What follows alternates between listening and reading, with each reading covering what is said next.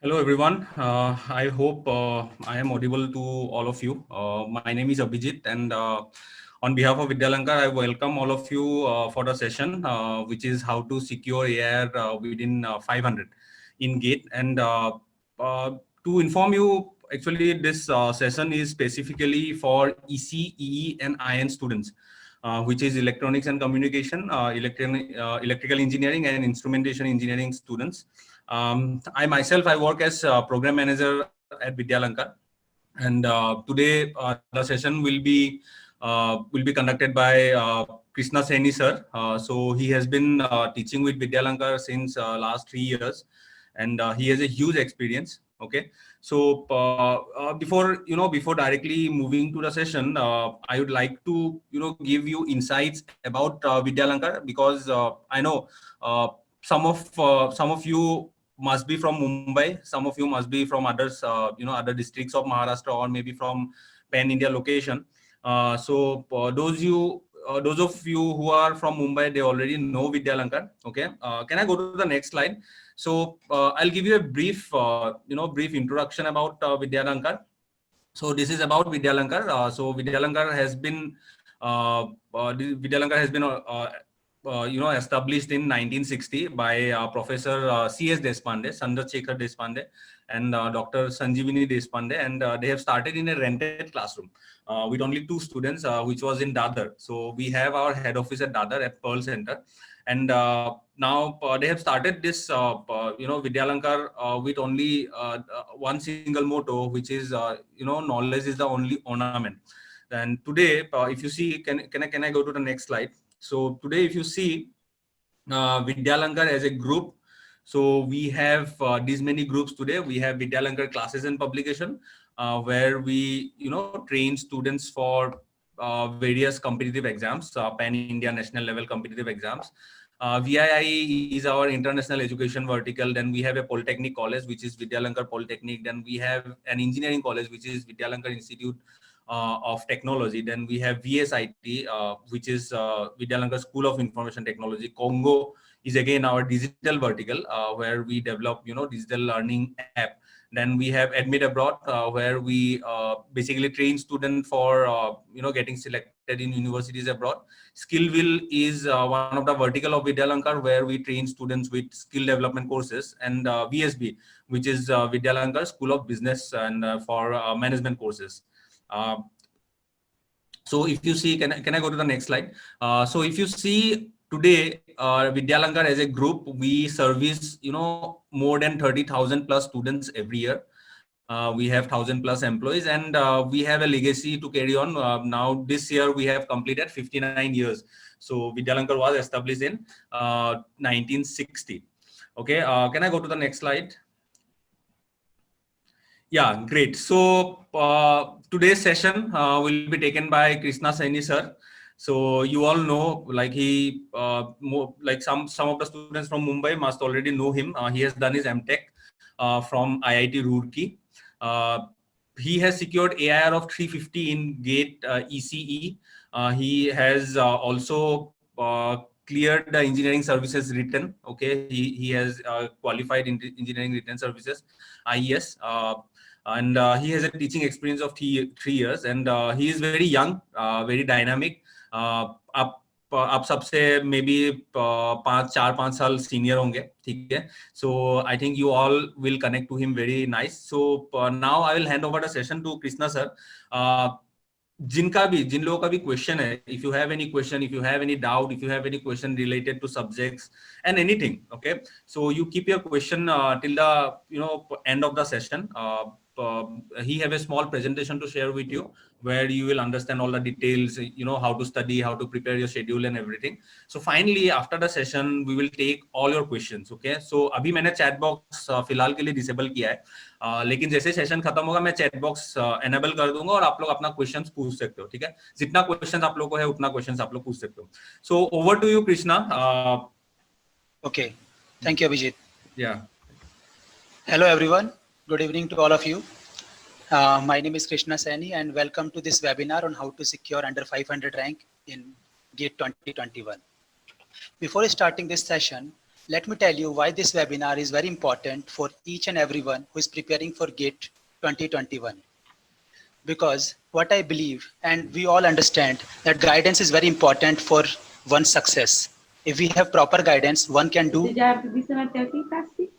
wonders, isn't it? Now, that is what guidance is the most important thing that will make you different from the other students, because like you, there are many more students are preparing for GATE 2021, isn't it? So the guidance, your strategies, your plan will make you different from other students. So guys, with this note, I will start this session, and be attentive, because throughout this session I will tell you a lot of information and guidance and strategies to get good score in GATE exam. There is a lot of thing for each and every one of you in this session, no matter if you are a second year, third year, final year, or even a pass out fellow. Okay, so let us start step by step.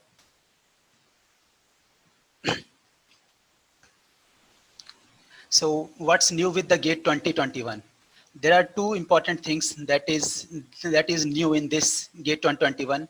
One is, from this year onwards, third year students are also allowed. Right now, this information is useful for third year students. It may be not useful for fourth year students. That I will tell in the next upcoming slides.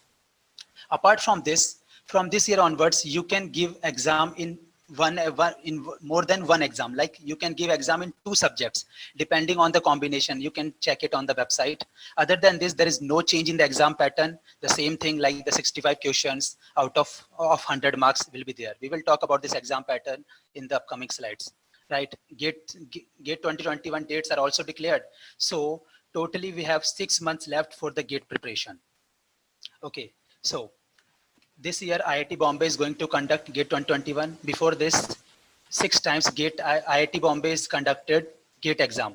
But अभी क्या हो रहा है कि कई लोग ऐसे question पूछ रहे हैं कि सर IIT बॉम्बे कंडक्ट करवा रही है, तो उससे क्या हम एनालिसिस कर सकते हैं? क्या ऐसा कुछ है कि IIT बॉम्बे कुछ पर्टिकुलर सब्जेक्ट्स में ज़्यादा अपना वो रखती है कि ज़्यादा क्वेश्चन वहाँ से आते हैं? ऐसा कुछ नहीं है। पहले गेट का लेवल अलग था, और जैसे जैसे हम आगे बढ़ते जा रहे हैं गेट का लेवल बहुत चेंज होता जाता है। राइट, जब से ऑनलाइन हुआ है तब से गेट बहुत ज़्यादा डायनेमिक हो चुका है। तो अगर तुम लोग देखना भी चाहो कि थोड़ा बहुत गेट IIT बॉम्बे कैसा बनाती है, तो गेट 2013 का पेपर थोड़ा एनालिसिस कर सकते हो। उससे पहले पेपर देखने से बहुत ज़्यादा आइडिया नहीं लगेगा, क्योंकि पहले गेट का लेवल बहुत अलग था, अभी गेट का लेवल अलग हो गया है। हर साल नई नई PSUs ऐड हो जाती है गेट के थ्रू, तो ये लोग अपना कॉम्पिटिटिव लेवल मेंटेन रखने के लिए लेवल बढ़ाते रहते हैं। राइट, तो ऐसा नहीं कि IIT बॉम्बे बना रही है तो ये सब्जेक्ट ज़्यादा इंपॉर्टेंस रहेगी, ऐसा कुछ भी नहीं। इस एनालिसिस मत जाओ। Instead of that I will tell you कि क्या करना चाहिए। So guys, first let me tell you why it is important to have rank within 500. See, 500 rank रहेगा तो क्या होगा? अगर तुम्हारा 500 रैंक है और तुम्हारा टारगेट है कि you have to go to for higher studies, you want to do MTech, right, from premium institutes like IITs, IISc, तो क्या होगा? 500 के नीचे रैंक रहेगी तो ज़्यादा चांस होंगे वहाँ सिलेक्शन के। इसके अलावा तुम्हारे पास ऑप्शन रहेगा कि सर कि मुझे IISc में जाना है या IIT बॉम्बे में जाना है, तो तुम्हारे पास ऑप्शन रहेगा। और जब भी ऑप्शंस रहते हैं, it's always good. Options college में रहेगा, इसके अलावा कॉलेज के अंदर कौन सी ब्रांच में जाना है। एक तो होता है कोर ब्रांच में जाना, इलेक्ट्रॉनिक्स की तुम कोर ब्रांच में जा रहे हो, या फिर उसके अलावा तुम इंटरडिसिप्लिनरी ब्रांच में जा रहे हो अगर अच्छी रैंक नहीं है तो एक चॉइस रहता है। तो choices are always good, right. तो दिस विल, जो रैंक आएगी 500 के अंडर में, उसके बाद तुम्हारे पास चॉइस रहेगी, तुम सेलेक्ट कर सकते हो। तुम्हारे पास 2 कॉल लेटर रहेंगे कि IISc का है, एक IIT बॉम्बे का है, तुम बहुत डिस्कस करके किसी एक में सेलेक्ट कर सकते हो। लेकिन जब रैंक इससे बाहर रहेगी तो फिर कम ही जगह से कॉल आएगी, कम ही जगह होने के चांसेस रहेंगे, राइट। इसलिए इस मैजिक फिगर है 500 का, इसके अंदर गेट रैंक आने पर बहुत ज़्यादा एडवांटेज होता है। इसके अलावा कुछ लोगों का टारगेट होता है कि सर हमको तो PSU जाना है, जॉब करना है। PSUs आर अट्रैक्टिव क्यों? क्योंकि इनका हायर पैकेज रहता है। ये कुछ PSUs के नाम यहाँ लिखे हैं, लाइक ONGC, IOCL, NTPC, ये सब गेट के थ्रू रिक्रूटमेंट करती है। इसमें और भी कई नाम ऐड होते रहते हैं। इसके अलावा जो गवर्नमेंट की टेक्निकल विंग्स है, लाइक DRDO, BARC, ये भी गेट के थ्रू लेती है। इसरो अभी तक गेट के थ्रू नहीं लेती है, ये अपना खुद का एग्जाम कंडक्ट कराती है। बट गेट की तैयारी करने का एडवांटेज क्या है कि जब आप गेट की तैयारी करते हो तो साथ में आपकी बाकी एग्जाम्स की भी तैयारी हो जाती है। जैसे इसरो का सिलेबस कोई बहुत ज़्यादा डिफरेंट नहीं गेट के सिलेबस से। गेट की तैयारी करोगे तो इसरो की तैयारी अपने आप हो रही है। इसके अलावा और भी कई एग्जाम आते रहते हैं, लाइक DMRC का आता है और स्टेट मेट्रो का आता रहता है, वो सब एग्जाम है। तो वो सब एग्जाम की भी तैयारी होती रहती है। जो जूनियर इंजीनियर का एग्जाम होता है, SSC करवाती है, वो सब की तैयारी भी आपकी बहुत अच्छे से हो जाती है। जो आप गेट की तैयारी करते हो, तो गेट की तैयारी इन सब के ऊपर है। गेट की तैयारी कर रहे हो मतलब सबकी तैयारी भी हो रही है, राइट। नाउ पीएसयूज में कैसे इंपॉर्टेंट है कि ये 500 के रैंक आने कैसे एडवांटेज है, because most of the PSUs में 80+20 रूल फॉलो होता है। 80 means 80% weightage from the GATE written exam और 20 फ्रॉम इंटरव्यू सेशन।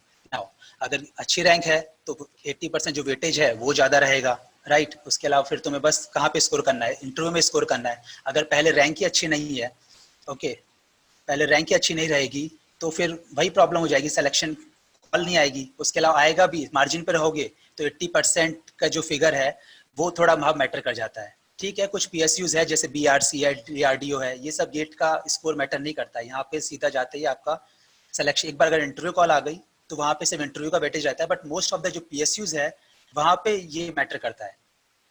ओके, तो ये कुछ आइडिया देने के लिए स्लाइड बनाई गई है कि क्या मैजिक फिगर है। यहाँ पे आप देख सकते हो ये 500 का मैजिक फिगर, मतलब मैजिक फिगर कुछ हम फिक्स नहीं कर सकते, बट 500 वी कैन से कि हाँ ये वो रैंक है। इसके नीचे आईआईटी में आपकी पसंद की ब्रांच में, पसंद की आईआईटी में सिलेक्शन होने के बहुत ज़्यादा चांस बढ़ जाते हैं। सिमिलरली पीएसयू की बात करें तो अंडर 200 रैंक आने में आपका काफ़ी ज़्यादा चांस हो जाता है कि हाँ आपका पीएसयू में हो जाएगा। ओके, नाउ अगर हम यहाँ बात कर रहे हैं एमटेक की, तो यहाँ पे एक और चीज मैं ऐड करना चाह रहा हूँ कि किसी के भी दिमाग में कोई भी स्टूडेंट ऐसा है जो थोड़ा भी सोच रहा है कि हाँ मुझे एमटेक करना है या मुझे हायर स्टडीज करना है, रिसर्च करना है, तो you should go for it. GATE एक बहुत अच्छा प्लेटफॉर्म है आपका आईआईटी में एडमिशन करवाने के लिए। ठीक है, बिलीव मी, जो 2 साल आप निकालते हो आईआईटी में वो आपकी एकदम लाइफ चेंजिंग होता है वो एकदम। मतलब 2 साल वहां जाओगे तो वो जो एक्सपीरियंस मिलेगा वो कहीं नहीं मिल सकता है। ठीक है, इसके अलावा एक बार जब आईआईटी आप अच्छे प्रीमियम कॉलेज में पहुंच जाते हो तो वहां जाके फिर आपका थोड़ा पर्सपेक्टिव भी चेंज हो जाता है। Like once you entered into the MTech, तो वहां जाने के बाद आप सोचोगे कि हाँ मैं पीएचडी भी कर सकता हूँ। और अगर आप आईआईटी से एमटेक करते हो तो वहां पे इतने अच्छे कॉन्टैक्ट बन जाते हैं, इतने अच्छे आपको लिंक्स मिलते हैं कि मोस्ट ऑफ द पीपल जो एमटेक आईआईटी से करते हैं वो पीएचडी अपना अब्रॉड से करते हैं, क्योंकि वहां से अब्रॉड जाना बहुत आसान रहता है, अब्रॉड की यूनिवर्सिटी से पीएचडी करना। और जो वहाँ फैकल्टीज होती है उनके इतने अच्छे लिंक रहते हैं फॉरेन इंस्टीट्यूट्स में, तो वो आपका डायरेक्टली वहाँ सिलेक्शन करवा ही देते हैं। बहुत लोग एमटेक में ही अपने एक सेमेस्टर के इंटर्नशिप के लिए बाहर जाते हैं, बहुत सारी जो स्कॉलरशिप्स है उनके थ्रू। तो ये सब चांस कहाँ मिलेगा, ये सब वहाँ जाकर ही मिलेगा, राइट। तो ये बहुत अच्छा मोटिवेशन है कि हाँ क्यों मुझे आईआईटी जाना है। ओके, हो सकता है कुछ लोग 12th के बाद नहीं जा पाए हो, बट ये बहुत लोगों के मन में होता है कि हाँ एक बार तो आईआईटी लाइफ देखना बनता है, क्या ऐसा डिफरेंट है वहाँ पर। तो इट्स वर्दी है चांस कि आप ये टाइम दो अपने आप को। और एमटेक के लिए अगर जो गेट का प्लेटफॉर्म है बहुत अच्छा है, इसके थ्रू बहुत अच्छे से एमटेक में एडमिशन हो सकता है। ठीक है, तो let's talk now, I will talk about some statistics जो गेट 2020 से उठाए गए हैं। इसमें क्या है कि I want to tell you कि जो लास्ट ईयर टॉपर था इसी में उसके मार्क्स बता रहा हूँ। इलेक्ट्रॉनिक्स की बात करें तो उसके मार्क्स थे रफली 82, इलेक्ट्रिकल में 87 और आईएन में भी 82 around. Okay, now number of student कितने अपीयर हो रहे हैं, why this data is important, क्योंकि इतने लोगों से तुम्हें compete करना है। जितने लोग अभी क्लासरूम में बैठे हैं उतने ही बच्चे नहीं होते, राइट। डिफरेंट कोचिंग सेंटर्स के डिफरेंट सिटीज में अलग अलग सेंटर्स बहुत बच्चे होते हैं। तो अगर लास्ट ईयर की डेटा की बात करें तो अराउंड 1.25 लाख से 1.5 लाख इतने बच्चे गेट का एग्जाम दिया था उन्होंने इलेक्ट्रॉनिक्स और इलेक्ट्रिकल में। इंस्ट्रूमेंटेशन में थोड़े कम रहते हैं, ठीक है, but if we will see the big picture here, तो इतने लोग तो गेट का एग्जाम इस साल भी देंगे, प्लस थर्ड ईयर स्टूडेंट्स भी इस साल से अलाउड हो गए, तो this figure is going to be increase, right. अगर हम लोग रफली पकड़ते हैं 1.5 lakh students are writing the GATE exam 2020 और उसमें से तुम्हें 500 रैंक लेके आनी है, तो क्या लगता है सिर्फ क्लासरूम में आने से, लेक्चर की कॉपी करने से, इससे तो ये रैंक नहीं आ जाएगी, isn't it? तुम्हें इतने लोगों से कॉम्पीट करना है तो you have to do something different जो तुम्हें इन बच्चों से अलग करे। ओके, तो we will talk about those strategies, those preparation method जो तुम्हें इनसे अलग करेगा। नाउ अगर ये नंबर थोड़ा ज्यादा लग रहा है तो let me tell you what I have felt from my teaching experience कि जितने बच्चे क्लास में आते हैं उनमें से max to max 20 to 30% student ही 20% स्टूडेंट ही सीरियसली तैयारी करते हैं। मतलब कि हाँ उनके दिमाग में होता है कि गेट का मुझे अच्छे से करना है। ओके, अब 1.5 लाख का अगर 20% निकालते हैं तो इट इज अराउंड 30,000। तो ये 30,000 स्टूडेंट वो रहेंगे जिनसे तुम्हारा असली कंपटीशन है।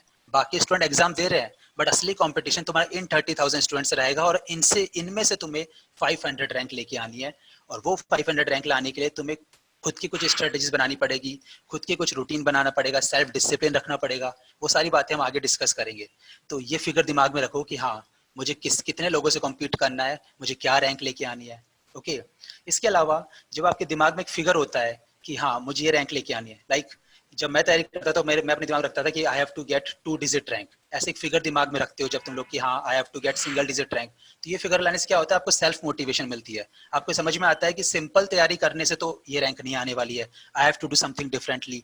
जब भी आप कभी प्रोक्रास्टिनेशन करोगे तो आपको समझ में आएगा कि नहीं यार मेरा एक टारगेट है, मुझे रैंक लेके आनी है, तो मुझे थोड़ा अलग करना है। ओके, इसके अलावा you are giving 6 months of your time to this preparation, तो क्यों नहीं अपना फुलेस्ट टाइम इसको दे, क्यों नहीं अपना फुल पोटेंशियल इसको दिया जाए, राइट? क्योंकि कई बार क्या होता है कि जब गेट का एग्जाम देके बच्चे आते हैं तो वो कहते हैं कि सर थोड़ा और अच्छे से तैयारी कर लेते तो और अच्छा हो जाता, वो सब बातें बाद में समझ में आती है। तो अभी से जब 6 महीने देना है, 6 महीने बाद इतना अच्छा फ्यूचर तुम्हें सामने दिख रहा है, तो क्यों नहीं इसको अच्छे से दिया जाए। इसके अलावा पैंडेमिक टाइम भी है, यहाँ पे ज्यादा टाइम मिल रहा है अभी, जैसे हमारे टाइम पे तो कॉलेज भी जाना होता था, 75% अटेंडेंस मेंटेन रखनी पड़ती थी। तो अगर अभी जो थोड़ा बहुत टाइम इसमें एक्स्ट्रा मिल रहा है तो उसको प्रिपरेशन में अच्छे से लगाओ, 6 महीने तो देना है ना, राइट? तो इसलिए ये टाइम बहुत इंपॉर्टेंट है। Okay guys, now subject wise अगर एनालाइज करें तो ये मैंने ईसी के सब्जेक्ट्स लिए हैं, इंस्ट्रूमेंटेशन इलेक्ट्रिकल के भी मोर और लेस जो कॉमन सब्जेक्ट्स है वो यहाँ से डेटा ले सकते हैं। इंजीनियरिंग मैथमेटिक्स हमको पता ही है 15 मार्क्स रफली इतने मार्क्स की आती है, तो ये सब्जेक्ट बहुत इंपॉर्टेंट हो जाता है। Now I am not going into the weightage. कई लोग बच्चे क्वेश्चन पूछते हैं कि सर आईआईटी बॉम्बे करवा रही है तो कौन सा सब्जेक्ट इंपॉर्टेंट हो जाता है, ऐसा कुछ नहीं है, सारे सब्जेक्ट्स का इक्वल वेटेज है। थोड़ा बहुत हम देख सकते हैं कि नेटवर्क्स का और सिग्नल सिस्टम का थोड़ा कम वेटेज है, बट अगेन ये सब्जेक्ट छोड़ना तो नहीं है, राइट? सिग्नल सिस्टम छोड़ दोगे तो कम्युनिकेशन कैसे समझ में आएगा, नहीं समझ में आएगा, ये दोनों लिंक सब्जेक्ट है। इस तरह नेटवर्क भी नहीं छोड़ सकते, स्कोरिंग सब्जेक्ट है। तो सब्जेक्ट कभी भी एंटायरली कभी कोई सब्जेक्ट छोड़ा नहीं जाता, इसके बारे में बात करेंगे। तो सब्जेक्ट सारे इक्वली इंपॉर्टेंट है। हम लोग बात करेंगे नेक्स्ट स्लाइड में कि कौन से स्कोरिंग सब्जेक्ट है, इजी सब्जेक्ट्स है, ठीक है? और इसके अलावा स्टूडेंट्स ये क्वेश्चन पूछते हैं कि विच सब topics are important particular subject, like signal system की बात करें तो सर इसमें कौन कौन से टॉपिक है हम करके चले जाए उसमें से क्वेश्चन बन जाए। ऐसा भी कोई हार्ड एंड फास्ट रूल नहीं है। पहले क्या होता था कि बहुत पहले सिग्नल सिस्टम में जो कोर टॉपिक्स है, जैसे जो आपका फूरियर ट्रांसफॉर्म है, लाप्लास ट्रांसफॉर्म है, वहीं से क्वेश्चन बनता था। बट अभी क्या हो रहा है कि उनको पता चल गया कि बच्चे वही क्वेश्चन टॉपिक करके जा रहे हैं, लास्ट के टॉपिक छोड़ के जा रहे हैं। तो जो लास्ट के सिलेबस अगर आपने देखा हो तो उसमें डिजिटल फिल्टर आता है, राइट? उससे भी क्वेश्चन आने लग गए हैं। इसके अलावा एफएफटी एक टॉपिक है, उससे पहले क्वेश्चन नहीं आते थे, बट अगर लास्ट 3-4 साल के क्वेश्चन देखोगे तो 2 बार इस टॉपिक से भी क्वेश्चन आ चुका है। तो गेट वाले इस तरह सरप्राइज हमको करते रहते हैं, वो उस टॉपिक से क्वेश्चन पूछ लेते हैं जिसपे कभी क्वेश्चन नहीं आया। Now I am not saying कि तुम लोग इन टॉपिक पे फोकस करो जिन पे 1-2 बार ही क्वेश्चन आया है। पहले वो टॉपिक्स करो जो सारे बच्चे करके जा रहे हैं, जिनसे ज्यादा टाइम क्वेश्चन आते ही आते हैं, उसके बाद ये टॉपिक्स पे भी आना है, राइट? तो इस तरह से तुम्हारा होना चाहिए, ऐसा नहीं कि हाँ मैं सब्जेक्ट छोड़ के जा रहा हूँ, ऐसा नहीं होता है। ओके, तो it is not okay if you leave a subject completely. Never leave any subject completely. उसको इतना तो पढ़ के जाओ कि हाँ अगर ये बेसिक क्वेश्चन आ गए तो मैं करके आऊंगा।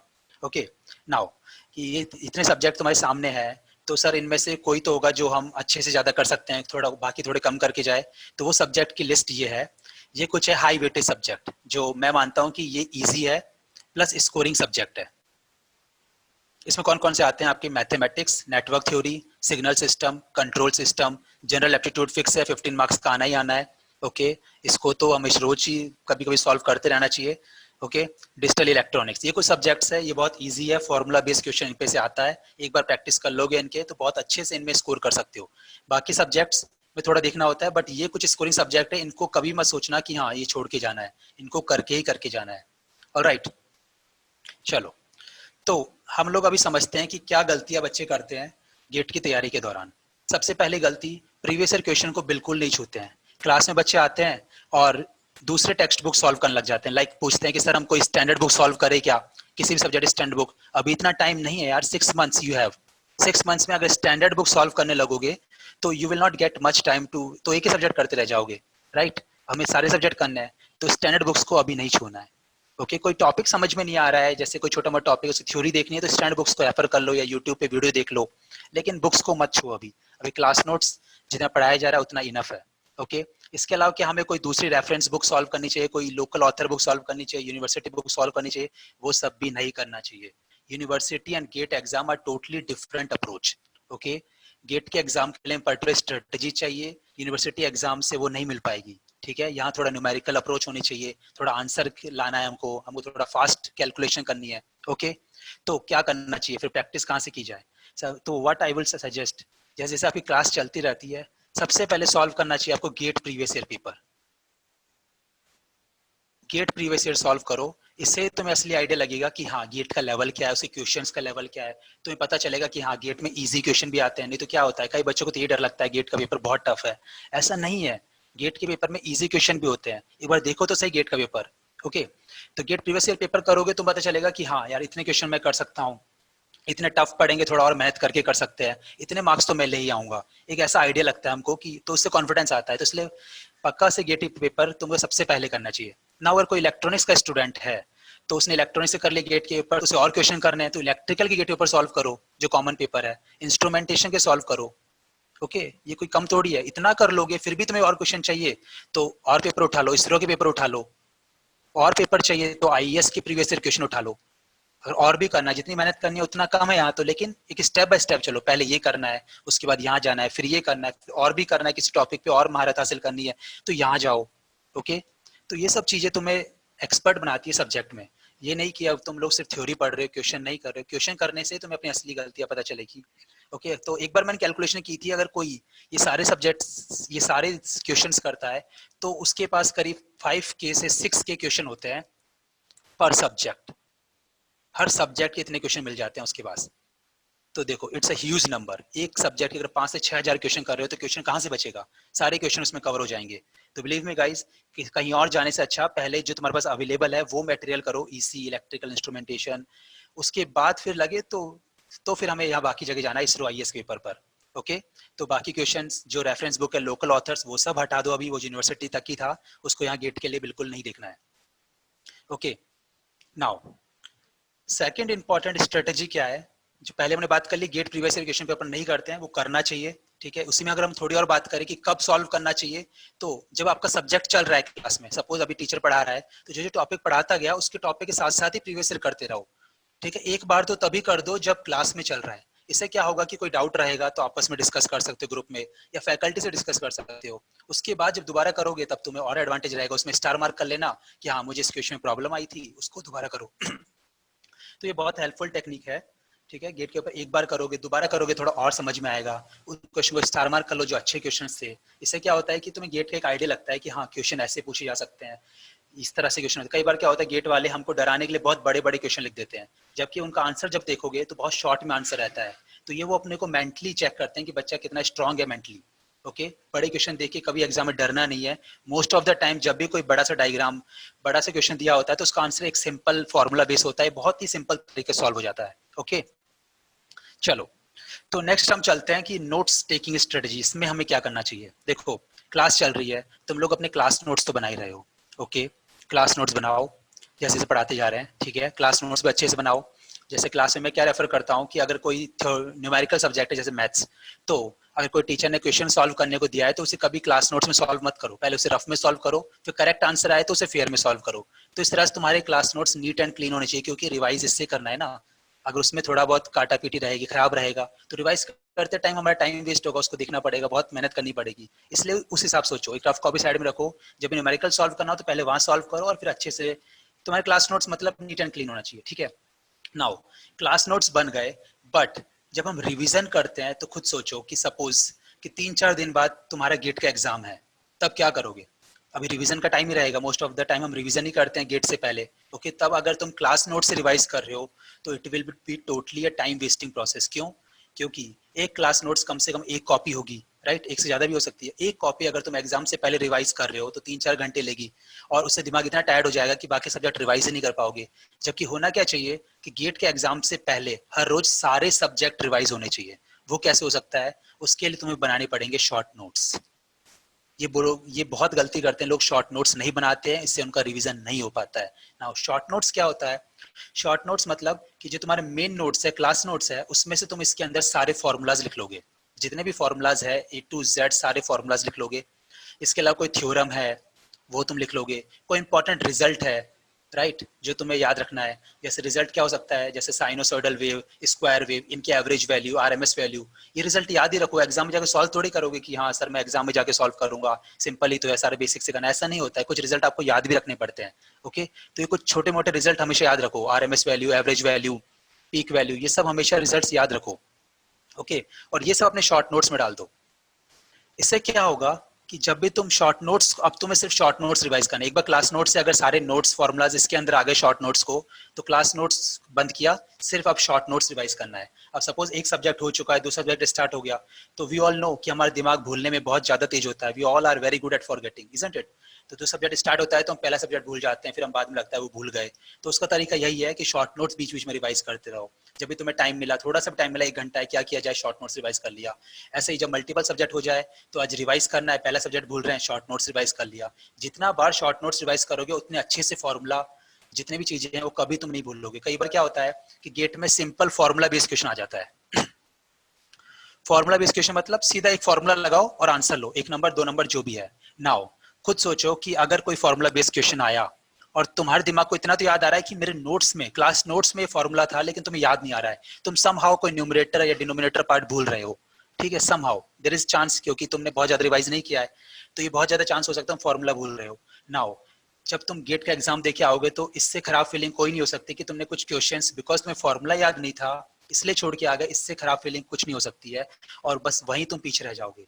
ओके, तो ये जो फॉर्मूला बेस्ड क्वेश्चन है, इनको करने के लिए सबसे बेस्ट है शॉर्ट नोट्स बनाओ, उसके अंदर सारे फॉर्मूलाज डाल दो और बस उनको रिवाइज करते रहो, उनको नहीं छोड़ना बिल्कुल भी, ठीक है ना। शॉर्ट नोट्स कैसे बनाने होते हैं? शॉर्ट नोट्स ऐसा नहीं क्लास नोट्स जैसे पूरी कॉपी भर दी। Max to max 5 to 10 pages में तुम्हारे किसी भी सब्जेक्ट के शॉर्ट नोट्स खत्म होने चाहिए, कॉम्पैक्ट फॉर्म में। जैसे 2 पेज में बना दिया, इस तरह से एक पेज पे डिवाइड करके यहाँ नोट्स बना लिए, यहाँ नोट्स बना लिए, इस तरह से अपने अकॉर्डिंग फॉर्मूलाज लिख लो और जो भी चीजें हैं सारे इसके अंदर भर दो और 5 से 10 पेज में इसको खत्म कर दो। हर सब्जेक्ट के इस तरह तुम्हें नोट्स बनाने हैं। कब बनाने चाहिए नोट्स? जैसे जैसे क्लास होती जा रही है उसके बाद नोट्स बनाते जाओ, क्योंकि अगर एक बार क्लास के टाइम नहीं बना पाए तो अगला सब्जेक्ट स्टार्ट हो जाएगा, फिर नहीं बना पाओ कभी। क्लास के साथ साथ ही बना दो और उसको खत्म करो, फिर उसको रिवाइज करना है। ओके, सिर्फ क्लास नोट्स एक बार रिवाइज कर लो कि हाँ क्लास में क्या पढ़ाया गया है, कोई प्रॉब्लम आ रही है, कोई शॉर्ट नोट्स में कोई समझ नहीं आ रहा, कोई फॉर्मूला का डेरिवेशन कहाँ से आया, तो उसके लिए तुम क्लास नोट्स रेफर करो। अदरवाइज क्लास नोट्स 2-3 बार रिवाइज करके छोड़ दो, फिर शॉर्ट नोट्स ही रिवाइज करना है हमेशा। नाउ शॉर्ट नोट्स को अपडेट भी करते रहना है। कई बार क्या होता है, हमें कोई नया फॉर्मूला मिलता है, हम कोई न्यूमेरिकल सॉल्व करते हैं तो हमें पता चलता है ये फॉर्मूला मेरे शॉर्ट नोट्स में लिखा हुआ नहीं है, तो उसके अंदर उसको ऐड करते रहो।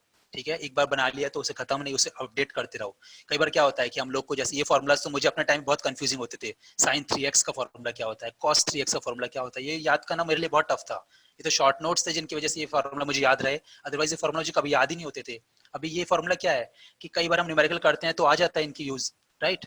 तो इसलिए ये यहाँ पे बहुत काम आ जाते हैं शॉर्ट नोट्स। और भी कई ऐसे मैथमेटिकल फॉर्मूलाज है, दूसरे सब्जेक्ट में जाओगे, क्योंकि at the end of your completion of subjects at least 500 plus numericals तुम्हारे सारे क्लास नोट्स से मिल के बन जाएंगे। अब इतने सारे तुम्हें फॉर्मूलाज याद रखना है, इतने फॉर्मूले तुम्हारे हो जाएंगे जो तुम्हें याद रखना है गेट एग्जाम के लिए। इतने फॉर्मूला याद रखने के लिए तुम्हारे पास, तुम क्लास नोट्स में अगर ढूंढने बैठोगे तो कभी याद नहीं रख पाएगा हमारा दिमाग। ओके, इसलिए शॉर्ट नोट्स बनाओ, याद करते रहो उनको। That is the only technique to remember this much. Okay. Now, ये एक और यहाँ पे एक कर्व है, कौन सा कर्व है ये? Gaussian curve, right? ये कर्व मैंने इसलिए बनाया है क्योंकि इससे गेट के जो क्वेश्चन पैटर्न है वो रिसेंबल होता है। कैसे? इस कर्व से मैं बताना चाहता हूँ कि कई लोग कई लोगों को ये डर लगता है, ये हवा बना हुआ है दिमाग में कि गेट का पेपर बहुत टफ एग्जाम है, सारे क्वेश्चन बहुत टफ आते हैं, जो बहुत अच्छे पढ़ते हैं वो उन्हीं को आ पाता है, मेरा क्या होगा, ऐसा डर लगता है। तो लेट मी टेल यू, ये गॉसियन कर्व है, इसी तरह से गेट का क्वेश्चन कर्व होता है। इससे क्या मतलब है, ये जो पार्ट है इतना, ये पार्ट होता है, ये दोनों पार्ट मिला के करीब करीब 30 to 40% पार्ट होता है जो direct formula based question exam में आते हैं। डायरेक्ट फॉर्मूला, अगर तुम्हें सारे फॉर्मूला याद है, अपने शॉर्ट नोट्स भी याद है, तो भी तुम इतने क्वेश्चन तो करके ही करके आओगे। 30-40% देख लो, 100 मार्क्स का, 100 मार्क्स का 30-40% कितना हो गया? 30 to 40 मार्क्स तो कहीं नहीं जाने वाले। अगर तुम्हें सारे फॉर्मूलाज याद है एक डिक्टो, कहीं गलती उसमें तुम नहीं कर रहे हो तो इतने मार्क्स कहीं नहीं जाने वाले हैं। बिलीव मी, इतना पार्ट डायरेक्ट फॉर्मूला बेस आता है। इसके अलावा ये पार्ट बचा, इस पार्ट को मैं दूंगा 20% या 20 to 30% पकड़ते हैं। ये पार्ट होता है जिसके अंदर मोर देन वन फॉर्मूला लगता है, ठीक है? मोर देन वन फॉर्मूला या फिर मोर देन वन कंसेप्ट, कि एक फॉर्मूला से एक आंसर आया, उस आंसर को यूज करके दूसरा फॉर्मूला लगा के दूसरा फाइनल आंसर आया। इस तरह के क्वेश्चन इस पार्ट में मैं मानता हूँ, जिनका डिफिकल्टी लेवल थोड़ा ज्यादा होता है। ये जो था इनका डिफिकल्टी लेवल कम है और इनका लेवल डिफिकल्टी लेवल थोड़ा बढ़ गया। इस एक्सिस को माना जाए तो डिफिकल्टी लेवल कह सकते हैं ये वाली एक्सिस, ठीक है, ये कर्व थोड़ा सा। ओके नाउ तो ये जो 20 to 30% लेवल है, यहाँ एक से ज्यादा फॉर्मूला, एक से ज्यादा कंसेप्ट बनते हैं। जो थोड़ा प्रैक्टिस करोगे, गेट के पेपर अच्छे सॉल्व करोगे और दूसरी ब्रांच करोगे, एक दो बार रिवाइज करोगे, उससे इस टॉपिक पे भी काफी ज्यादा महारत हासिल की जा सकती है। ये भी कोई बहुत ज्यादा टफ नहीं है। ओके तो सबसे पहले अब फिर ये जो लास्ट पार्ट बचा, ये कुछ पार्ट होता है जो होता है हमारा 20% अराउंड। ये पार्ट थोड़ा ऐसा होता है जो हर साल गेट में अलग क्वेश्चंस आते हैं, जो बहुत थोड़े हाई लेवल के कह सकते हैं उनको, जिसमें थोड़ा ज्यादा दिमाग लगाना पड़ता है, इस पार्ट को कह सकते हैं। और यही क्वेश्चन देखकर ज्यादातर बच्चे डरते हैं कि ये गेट में ऐसे क्वेश्चन आते हैं, ऐसे कैसे मेरे से होगा, इनसे बच्चे ज्यादातर डरते हैं। ठीक है, तो इन क्वेश्चन से नहीं डरो, पहले ये क्वेश्चंस देखो कि हाँ ये मैं कर सकता हूँ, यहाँ से कॉन्फिडेंस डेवलप करो। क्यों? क्योंकि अगर तुम ये वाला पार्ट पे फोकस नहीं करोगे जिसपे ज्यादातर बच्चे करके आ रहे हैं, पहले तुम्हें वो पार्ट करना है ना जो मैक्सिमम बच्चे सॉल्व करके आ रहे हैं एग्जाम में, उसके बाद यहाँ बढ़ना है, फिर यहाँ बढ़ना है। ओके तो go to step by step, पहले फॉर्मूले वाले क्वेश्चन पे अपनी महारत हासिल करो, उसके बाद कंसेप्ट वाइज, और फिर फाइनली कि हाँ गेट में और यूनिक क्वेश्चन कैसे आ सकते हैं उनके ऊपर प्रैक्टिस करते हैं। ठीक है, तो इसके ऊपर भी हम आएंगे कैसे इन क्वेश्चन के ऊपर भी हम लोग थोड़ा सॉल्व कर सकते हैं। राइट, तो कभी भी गेट के एग्जाम डरो मत। राइट, इस कर्व से मैं यही बताना चाह रहा हूँ कि गेट का पेपर का एक लेवल होता है जो सारे बच्चों के लिए होता है। ठीक है, फॉर्मूला बेस्ड, जिनको सारे फॉर्मूला याद है, जिनको और थोड़े कंसेप्ट क्लियर है, वो यहाँ तक पहुंच सकते हैं। फिर और जो बच्चे जो टॉपर्स है वो यहाँ से थोड़े डिफाइन होते हैं। राइट, चलो तो हम आगे बढ़ते हैं। नाउ ये है नंबर 3 पॉइंट मेरा, गेट की एग्जाम हॉल स्ट्रेटजीज। सपोज तुम तैयारी करके गेट के एग्जाम हॉल में पहुंच गए, अब क्या, गेट का पेपर ऑनलाइन है।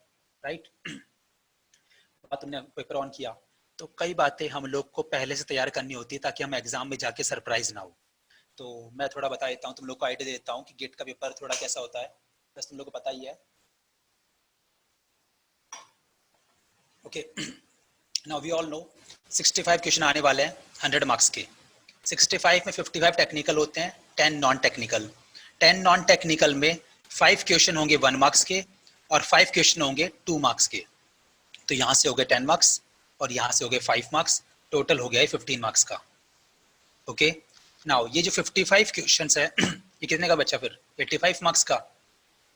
इसमें क्या होता है 25 क्वेश्चन आते हैं 1 मार्क्स के, यानी 25 मार्क्स यहाँ से, और 30 क्वेश्चन होते हैं 2 मार्क्स के, यानी कि 60 मार्क्स। इस तरह से एग्जाम का पैटर्न डिवाइडेड रहता है। ओके नाउ पहले क्या था, 2014 से पहले गेट ऑफलाइन होता था, तो वहाँ हम लोग पेपर देने जाते थे तो पहले क्वेश्चन से स्टार्ट करते थे और लास्ट के क्वेश्चन तक करते जाते सॉल्व। जो हो रहा है वो हो रहा है, उसको फिल करते गए, जो नहीं हो रहा उसको छोड़ते गए, बाद में देखेंगे। ऐसा हम लोग अपना टेक्निक अपनाते थे। ऐसा हम यूनिवर्सिटी में भी करते हैं, जो क्वेश्चन जैसे हम स्टार्टिंग से स्टार्ट करते जाते हैं। राइट, बट अभी ऑनलाइन हो गया है तो थोड़ी सी स्ट्रेटेजी हमको चेंज करनी चाहिए। वाई, ऐसा क्यों? क्योंकि सपोज तुम लोग जा गए एग्जाम में तो सबसे पहले तुम्हारे थोड़ा दिमाग में क्लियर होना चाहिए ना कि मैं पहले कौन सा क्वेश्चन करूंगा, तुम्हारा कौन सा पार्ट स्ट्रांग है। पहले मैं नॉन टेक्निकल करके फ्री होना चाहता हूँ कि पहले मैं टेक्निकल में घुसना चाहता हूँ। ओके पहले टेक्निकल अगर मैं कर रहा हूँ तो उसमें मुझे 1 मार्क करना है कि पहले 2 मार्क सॉल्व करना है, क्या लगता है? कुछ भी जैसे random wise first question second question वैसे करना अच्छा है, या फिर कोई टेक्निक होनी चाहिए? ओके अगेन ये एक पर्सनल चॉइस है, किसी को अच्छा लगता है कि हाँ मैं स्टेप बाय स्टेप मतलब क्वेश्चन बाय क्वेश्चन जो आते जाएंगे वैसे करते जाऊंगा। बट व्हाट आई बिलीव कि अगर एक प्रॉपर स्ट्रेटेजी रखोगे कि मैं जाते ही पहले ये क्वेश्चन करूंगा 2 मार्क्स के, फिर 1 मार्क करूंगा, इस तरह से एक पैटर्न बना के जाओगे।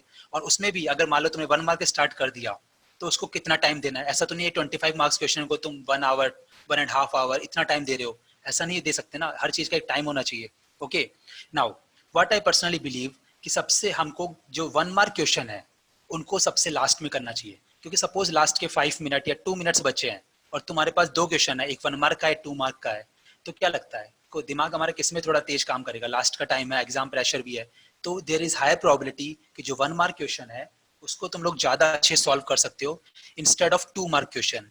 तो मैं ये स्ट्रेटेजी अपनाता हूँ कि मैं पहले एग्जाम में जाके 2 मार्क क्वेश्चन सॉल्व करता हूँ। ओके नाउ उसमें भी पहले मैं नॉन टेक्निकल पार्ट करके अलग कर दिया। ठीक है, नॉन टेक्निकल तो आप एक साथ कर दो, 1 मार्क कर दिया 2 मार्क कर दिया, नॉन टेक्निकल जाते कर दिया। इसको कितना टाइम दे सकते हैं? 15 मार्क्स का है तो मैक्स टू मैक्स ये 20-25 मिनट्स में आपका हो जाना चाहिए, इससे ज्यादा टाइम इस सेक्शन को नहीं देना है। उसके बाद मूव ऑन करो, टेक्निकल पार्ट में जाओ। ओके टेक्निकल में आए उसमें 2 मार्क्स पे मूव करो और 2 मार्क्स में जाके 2 मार्क्स के क्वेश्चन को करीब करीब 1.5 घंटे तक तुम लोग टाइम दे सकते हो, ठीक है, इतना टाइम दो, उसके बाद 1 मार्क के क्वेश्चन में पहुंच जाओ। इसको भी करीब करीब 40 to 45 मार्क्स में 40 to 45 मिनट्स टाइम देके थोड़ा सॉल्व करके, ठीक है। नाउ यहाँ पे कैलकुलेशन अगर थोड़ी की जाए तो 20 मिनट्स यहाँ पर, 1.5 आवर यहाँ पे, 40 मिनट्स यहाँ पे, कितना टाइम हो गया, करीब करीब, फिर भी तुम्हारे पास 10 मिनट 15 मिनट बचेंगे, राइट। तो कभी भी एग्जाम में जाके ऐसा तो होगा नहीं कि हम सोच के जाएंगे वैसे हो जाएगा, लेकिन एक दिमाग में बना के जाओगे कि इस तरह से मैं सॉल्व करूंगा तो it will help you a lot. Okay, तो ये तुम लोग कैसे ये टेक्निक अपना सकते हो कि हाँ सर इसकी प्रैक्टिस कैसे की जाए, पहले 2 मार्क्स करे कि पहले 1 मार्क सॉल्व करे, उसके लिए हमारे पास कुछ क्वेश्चन होने चाहिए, गेट का पेपर होना चाहिए। तो उसके लिए क्या है हमारे पास है उसके लिए online test series. Online test series से तुम लोग प्रैक्टिस कर सकते हो। ऑनलाइन टेस्ट सीरीज सॉल्व करना बहुत इंपॉर्टेंट है। बहुत बच्चे ये गलती करते हैं कि टेस्ट सीरीज सॉल्व करके नहीं जाते हैं, सिर्फ जो ऑफलाइन अपने पेपर दे देते हैं, कुछ गेट के प्रीवियस सॉल्व कर लिया, क्लास नोट सॉल्व कर लिया बस। लेकिन ऑनलाइन टेस्ट सीरीज सॉल्व करना बहुत इंपॉर्टेंट है। क्यों? ऑनलाइन टेस्ट सीरीज आपको मालूम है ना, ऑनलाइन टेस्ट सीरीज जिसमें मतलब गेट के जैसा ही सेम पैटर्न बनाया जाता है, पूरा वही 100 मार्क्स का 65 question same to same. Now इसको देना क्यों इंपॉर्टेंट है, क्योंकि ये एक एग्जाम, क्योंकि इससे तुम्हें मिलेगा एक्सपीरियंस ऑनलाइन गेट एग्जाम का, कैसे गेट का एग्जाम ऑनलाइन होता है, उसमें क्या क्या प्रॉब्लम्स आती है, ठीक है। ये तुम्हें हेल्प करेगा, जैसे मैंने बात करी स्ट्रेटेजीज बनाने में, कैसे स्ट्रेटेजीज बनानी है, पहले 1 मार्क सॉल्व करना है, पहले 2 मार्क सॉल्व करना है, ये क्वेश्चन बाय क्वेश्चन सॉल्व करना है। ये अगेन पर्सनल चॉइस हो सकती है, जैसे जैसे तुम लोग एग्जाम दोगे, ऑनलाइन टेस्ट सीरीज दोगे, तो तुमको जैसे सूट करता है वैसे तुम फॉलो कर सकती हो, but just make an strategy. एक टाइम सेट कर लो कि हाँ 1 मार्क को मुझे इतना टाइम देना, ये सब चीज तो कर सकते हैं। ओके, क्योंकि यही सब चीजें हैं, अगर तुम स्ट्रेटेजी बनाओगे तो यही सब चीजें हैं जो तुम बाकी, वो हमने फिगर देखा था ना एक 30,000, उन लोगों से तुम्हें अलग बनाएगा। उन लोगों से कॉम्पीट भी तो करना है, राइट। तो ये कुछ छोटी मोटी चीजें हैं जो तुम्हें उन लोगों से अलग बनाएगी। ओके, ऑनलाइन टेस्ट सीरीज देने से हमें क्या होता है, हमें अपने वीक एरियाज पता चलते हैं, हम पता चलता है कि हाँ मेरा ये सेक्शन वीक है, मेरा ये सब्जेक्ट वीक है, तो इसके लिए बहुत जरूरी है। तो वो टेस्ट सीरीज देने के बाद तो जब तुम एनालाइज करोगे अपने आप अपने टेस्ट को कि हाँ मैंने कहाँ कहाँ गलती करी, कोई क्वेश्चन क्यों गलत हुआ, तो तुम्हें पता चलेगा कि हाँ ये मेरा वीक एरियाज है, यहाँ मैं गलती करता हूँ। ओके, इसके अलावा टेस्ट सीरीज तुम्हें हेल्प करती है, जो माइनर मिस्टेक्स हम कर देते हैं, बहुत ही माइनर सिली मिस्टेक, कई बार हम प्लस की जगह माइनस कर देते हैं, क्योंकि एग्जाम प्रेशर होता है। अभी तो आप एग्जाम में जाओगे तो अपना अलग ही प्रेशर रहेगा। ओके, तो कई बार हम प्लस को माइनस कर देते हैं, माइनस को प्लस कर देते हैं, ये मिस्टेक होना बहुत ही नॉर्मल है, बहुत ऐसी मिस्टेक्स होती है। और एग्जाम में ऐसी मिस्टेक करने के बाद हमें तो लगता है हम सही करके आए, लेकिन घर आके मालूम चलता है कि यार मैं प्लस को माइनस करके आ गया, ऐसी गलती। तो उसके बाद बहुत दुख होता है कि इतना समय कंट्रोल नहीं कर पाया। तो इसको कंट्रोल करने के लिए अगेन सॉल्यूशन क्या है, ऑनलाइन टेस्ट सीरीज। जितनी ज्यादा ऑनलाइन टेस्ट सीरीज दोगे उतनी ज्यादा सिली मिस्टेक्स तुम्हारी कम होगी, ठीक है। जो भी सिली मिस्टेक्स हो रही है एक टेस्ट सीरीज देने के बाद उसको लिख लो कहीं पर, ट्राई करो अगले पेपर में वो ना हो, रिपीटेबल नहीं होनी चाहिए। मिस्टेक होना is normal, but repeat mistake होना इज नॉट नॉर्मल। ओके, वो सही नहीं है, रिपीट मिस्टेक नहीं होनी चाहिए। एक बार मिस रिपीट हो रही है, 2 बार रिपीट, बार बार रिपीट नहीं होनी चाहिए। इससे तुम्हारी एक्यूरेसी बढ़ेगी। ओके, गेट में एक्यूरेसी मैटर करती है। ऐसा नहीं कि कोई साल भर पढ़ के गया है, ठीक है, लेकिन अगर वो एक्यूरेसी के साथ नहीं करके गया है तो उसका पेपर खराब होगा। अगर तुम्हारा एक्यूरेसी है तो तुम जितने अटेम्प्ट करके आए उतना भी सही करके आए, तुम्हारे बहुत अच्छे मार्क्स आएंगे। ओके, नाउ टेस्ट सीरीज देने का एक और एडवांटेज क्या है कि ये तुम्हें कंफर्टेबल बनाता है ऑनलाइन प्लेटफॉर्म के साथ, क्योंकि वहां पे जाओगे तो तुम्हें पता चलेगा कि हाँ एक क्वेश्चन से दूसरे क्वेश्चन में कैसे मूव करना है, ठीक है। वहां तुम्हें किस तरह से पैटर्न दिखता है, ऑफलाइन में सारा पेपर हमारे सामने होता है, ऑनलाइन में थोड़ा यहाँ साइड में क्वेश्चन दिखते रहते हैं 1 2 3 4 इस तरह से। तो वहां से तुम्हें पता चलता है कि हाँ कैसे ऑनलाइन प्लेटफॉर्म को हैंडल करना है, ठीक है। तो ऐसा ना हो कि गेट में तुम्हारे लिए सरप्राइजिंग एलिमेंट हो जाए, यार ये तो मैंने प्रैक्टिस ही नहीं करी, इसको दिखना था, ठीक है। इसके अलावा ऑनलाइन कैलकुलेटर भी यूज होगा, ऑनलाइन होगा। तो अभी हम क्या, अभी तुम लोग क्या करते हो, ऑफलाइन कैलकुलेटर यूज करके आंसर निकाल लेते हो फटाफट, बट जितना तेजी से हम लोग ऑफलाइन कैलकुलेटर यूज कर लेते हैं, क्या लगता है ऑनलाइन कैलकुलेटर इतना फास्ट यूज कर पाएंगे? नहीं, वहां क्लिक करना होगा। ओके, और जब नया नया 2014 में आया था तब तो क्लिक करने में भी 2 बार क्लिक करना पड़ता था, फिर एक बार रुकना पड़ता था, तब थोड़ी देर बाद दूसरा नंबर क्लिक करना पड़ता था, दूसरा नंबर आता था, ऐसी बहुत प्रॉब्लम आती है। ओके, तो इसलिए ऑनलाइन कैलकुलेटर से तुम्हें बहुत ज्यादा ये फ्रेंडली करवा देगी ऑनलाइन टेस्ट सीरीज। ये भी इंपॉर्टेंट टास्क है, ये छोटी मोटी चीजें हैं, हम इनको ओवरलुक नहीं कर सकते हैं। ओके, नाउ कई बार क्या होता है कि हमें रिवीजन करना होता है। अभी तुम्हारा एक सब्जेक्ट हो गया, 2 सब्जेक्ट चल रहा है, तुम्हें लग रहा है कि रिवीजन कैसे किया जाए, तो एक तरीका मैंने बताया था शॉर्ट नोट्स रिवाइज कर लो। लेकिन शॉर्ट नोट्स करके कॉन्फिडेंस कैसे आएगा कि मुझे अभी तक याद है न्यूमेरिकल्स में, वहां से थ्योरी तो याद रिपीट कर ली, तो न्यूमेरिकल्स कैसे, न्यूमेरिकल्स पे कैसे कमांड है कि नहीं है, उसको देखने के लिए तुम लोग टेस्ट सीरीज दे सकते हो। जब भी मैं अपने टाइम पे मुझे लगता था कि यार कोई सब्जेक्ट बहुत टाइम हो गया, अभी उसको रिवाइज कैसे किया जाए, तो मैं सीधा उसका टेस्ट सॉल्व करता था, सीधा डायरेक्टली टेस्ट सीरीज उसके ऊपर कोई सॉल्व करता। क्योंकि टेस्ट सीरीज में क्या होता है, आपके सब्जेक्ट वाइज पेपर भी होते हैं, आपके ओवरऑल टेस्ट भी होता है तो आपको सब्जेक्ट रिवाइज करना है तो सब्जेक्ट वाइज टेस्ट दे दो, आपको पूरा सिलेबस देना है, जब सारे सब्जेक्ट हो जाएंगे तो फुल सिलेबस टेस्ट दो। तो ये बहुत एडवांटेज होता है जब आप इस तरह से रिवीजन करते हो। ओके, और यही सब चीजें हैं जो आपको बाकी स्टूडेंट से भी आगे करेगी। इसके अलावा कैसे तुम लोग और कर सकते हो, अपने दोस्तों के साथ कॉम्पीट कर सकते हो, 2-3 लोग मिलके एग्जाम दो एक साथ, कौन कितना मार्क्स लेके आ रहा है, ठीक है। तो ये कंपटीशन की जब फीलिंग होती है तो आप बहुत अच्छा परफॉर्म करते हो। अभी तो क्या है, खुद अकेले अकेले दोगे तो खुद ही मार्क्स देख लेना है, खुद को पता रहेगा कम आए ज्यादा है, उससे नहीं है। जब फ्रेंड से आप कम्पीट करते हो, अपने फ्रेंड से 2-3 लोगों से, तब आप एक कॉम्पिटिशन की फीलिंग आएगी। और बिलीव मी, ग्रुप स्टडी जो तुम अभी करोगे 6 महीने की, ये बहुत बहुत ज्यादा हेल्पफुल होने वाली है, ठीक है। टेस्ट सीरीज में जो रिजल्ट्स आते हैं उससे कभी भी डीमोटिवेट नहीं होना है। ओके, टेस्ट सीरीज के रिजल्ट्स तुम्हारे एक्चुअल रिजल्ट्स को डिफाइन नहीं करेंगे। टेस्ट सीरीज को सिर्फ एनालाइज करो। ओके, उससे अपनी परफॉर्मेंस देखो, उसके रिजल्ट से अपने आप को एनालाइज करो कि हाँ मैं क्या कर रहा हूँ, क्या मैं सिली मिस्टेक्स कर रहा हूँ, सिली मिस्टेक कर रहा हूँ तो कौन सी कर रहा हूँ, उनको नहीं करना है। मेरे वीक एरियाज कौन से हैं, क्या मैं फॉर्मूला भूल रहा हूँ, फॉर्मूला भूल रहा है तो उसको याद करो, दोबारा देखो, उनको अपने सामने चिपका के रखो, जब भी आते जाते उनको रिवाइज करो। ओके, तो कोई फॉर्मूला याद करने के लिए, सब चीजों के लिए टेस्ट सीरीज बहुत ज्यादा इंपॉर्टेंट होती है। ओके, तो that is all about test series. आगे चलते हैं। तो ये सारी बातें तो सेकंड ईयर अब हमने जितनी करी वो second year, third year, final year, fellow सभी के लिए कॉमन बातें थी। अब यहाँ पे अगर कुछ सेकंड ईयर स्टूडेंट्स हैं तो उनके लिए क्या अप्रोच डिफरेंट हो सकती है, उनकी क्वेश्चन क्या होते हैं जनरली, क्या sir it is right time कि मैं सेकंड ईयर में अभी तैयारी स्टार्ट करूँ?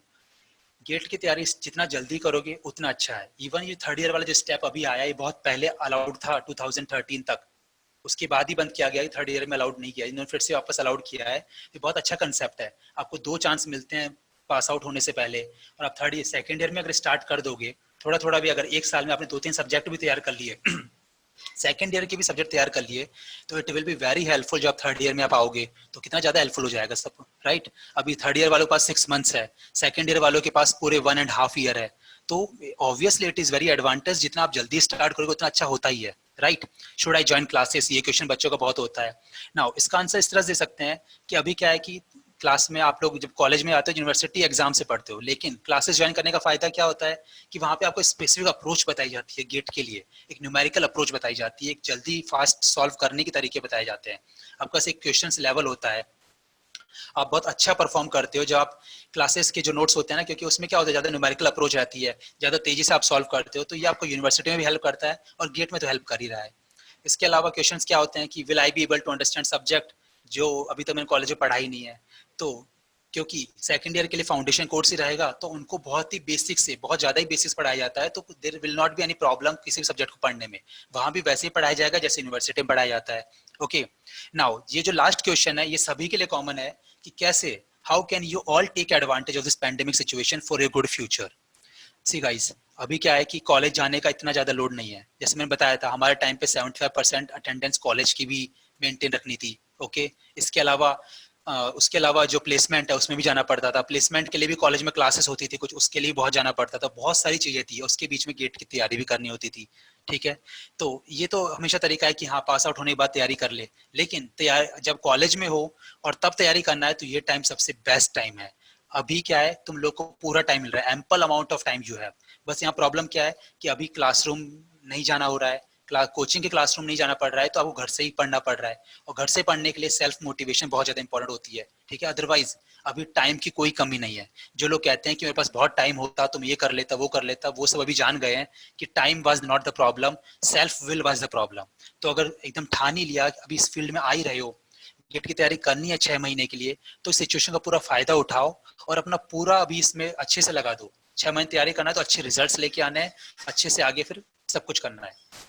ओके, नाउ तो यहाँ पे कुछ पॉइंट्स मैंने बनाए हैं कि जो लोग 2021 में अपीयर हो रहे हैं तो उनको उनके लिए क्या है, जैसे 6 महीने बचे हैं तो क्या करो कि तैयारी के साथ साथ अपने क्वेश्चन सॉल्व करो, डेली क्वेश्चन सॉल्व करना है, थ्योरी तो पढ़ना ही है, क्वेश्चन भी सॉल्व करना है। ओके, अपना एक ग्रुप बना लो, बहुत बड़ा ग्रुप भी नहीं बनाना है, 2-3 स्टूडेंट या 3-4 मैक्स टू मैक्स, बस इतने, और ग्रुप स्टडी करो। ग्रुप में क्या होगा कि सपोज तुमने कह दिया कि चलो आज गेट के सारे क्वेश्चन सॉल्व करने हैं, गेट के किस सब्जेक्ट के, मान लो सिग्नल सिस्टम के, तो अपने एक टाइमर सेट करो कि हाँ 3-4 आवर्स में कौन ज्यादा क्वेश्चन सॉल्व करता है। तो जब इस तरह सॉल्व करते हो तो तुम लोग थोड़ा सा, तुम्हारा दिमाग ज्यादा एक्टिव रहता है।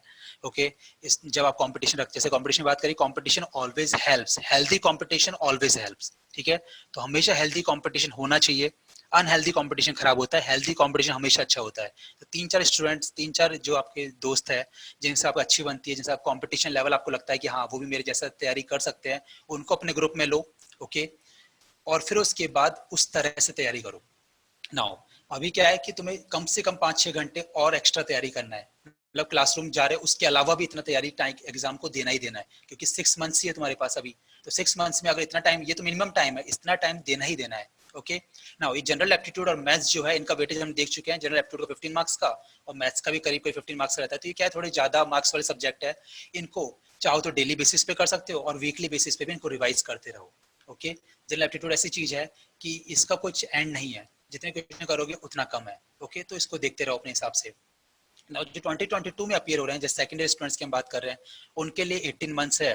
तो उनके लिए क्या इंपॉर्टेंट है कि अभी सेकेंडरी के जो तुम्हारे सब्जेक्ट्स है उन पे कमांड बनाओ, उनकी बुक्स, उनकी जो क्लास नोट्स है उनको अच्छे से समझो अभी, ठीक है। और अभी से 2-3 घंटे गेट स्पेसिफिक अप्रोच दो, ठीक है। यूनिवर्सिटी के लिए तो पढ़ ही रहे हो, गेट स्पेसिफिक अप्रोच मतलब न्यूमेरिकल सॉल्व कर रहे हो, गेट के पेपर देख रहे हो और न्यूमेरिकल सॉल्व कर रहे हो, जो थर्ड ईयर का कोई कॉन्टैक्ट है उससे बात कर रहे हो, वो लोग क्या कर रहे हैं। ओके, और अगेन अपने जनरल एप्टीट्यूड और मैथ्स को और स्ट्रॉन्ग बना रहे हो, ठीक है।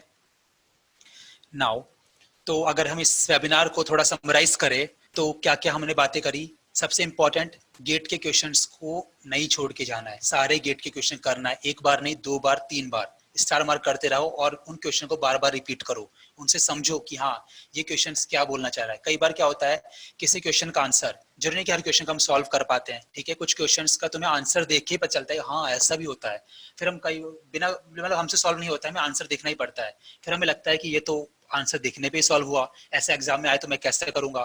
तो वो जो क्वेश्चन है उन पे स्टार मार्क करो और उनसे ये समझो कि हाँ ऐसा क्वेश्चन अब कभी आएगा तो इसमें ऐसी ट्रिक लगेगी और मैं इस तरह सॉल्व करूंगा। तो ये तुम्हारा एक बेस बनाएगा।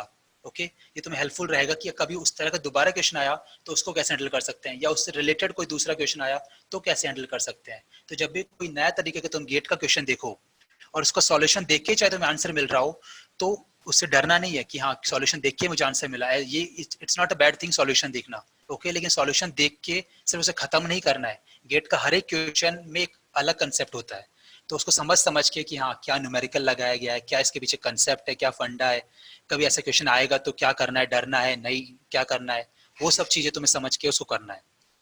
ओके, जैसे मैंने बताया था कि गेट में जो बड़े क्वेश्चन आते हैं जनरली उनका आंसर जनरली एक सिंगल फार्मूला बेस या 1-2 लाइन में हो जाता है। तो वो चीज समझनी है कि जब गेट का पेपर तुम दोगे तो कोई ऐसे क्वेश्चन आ गया जो बहुत लेंथी है, तुम लगेगा तो पढ़ने में सारा टाइम चला जाएगा, वैसे क्वेश्चन जनरली बहुत सिंपल होते हैं।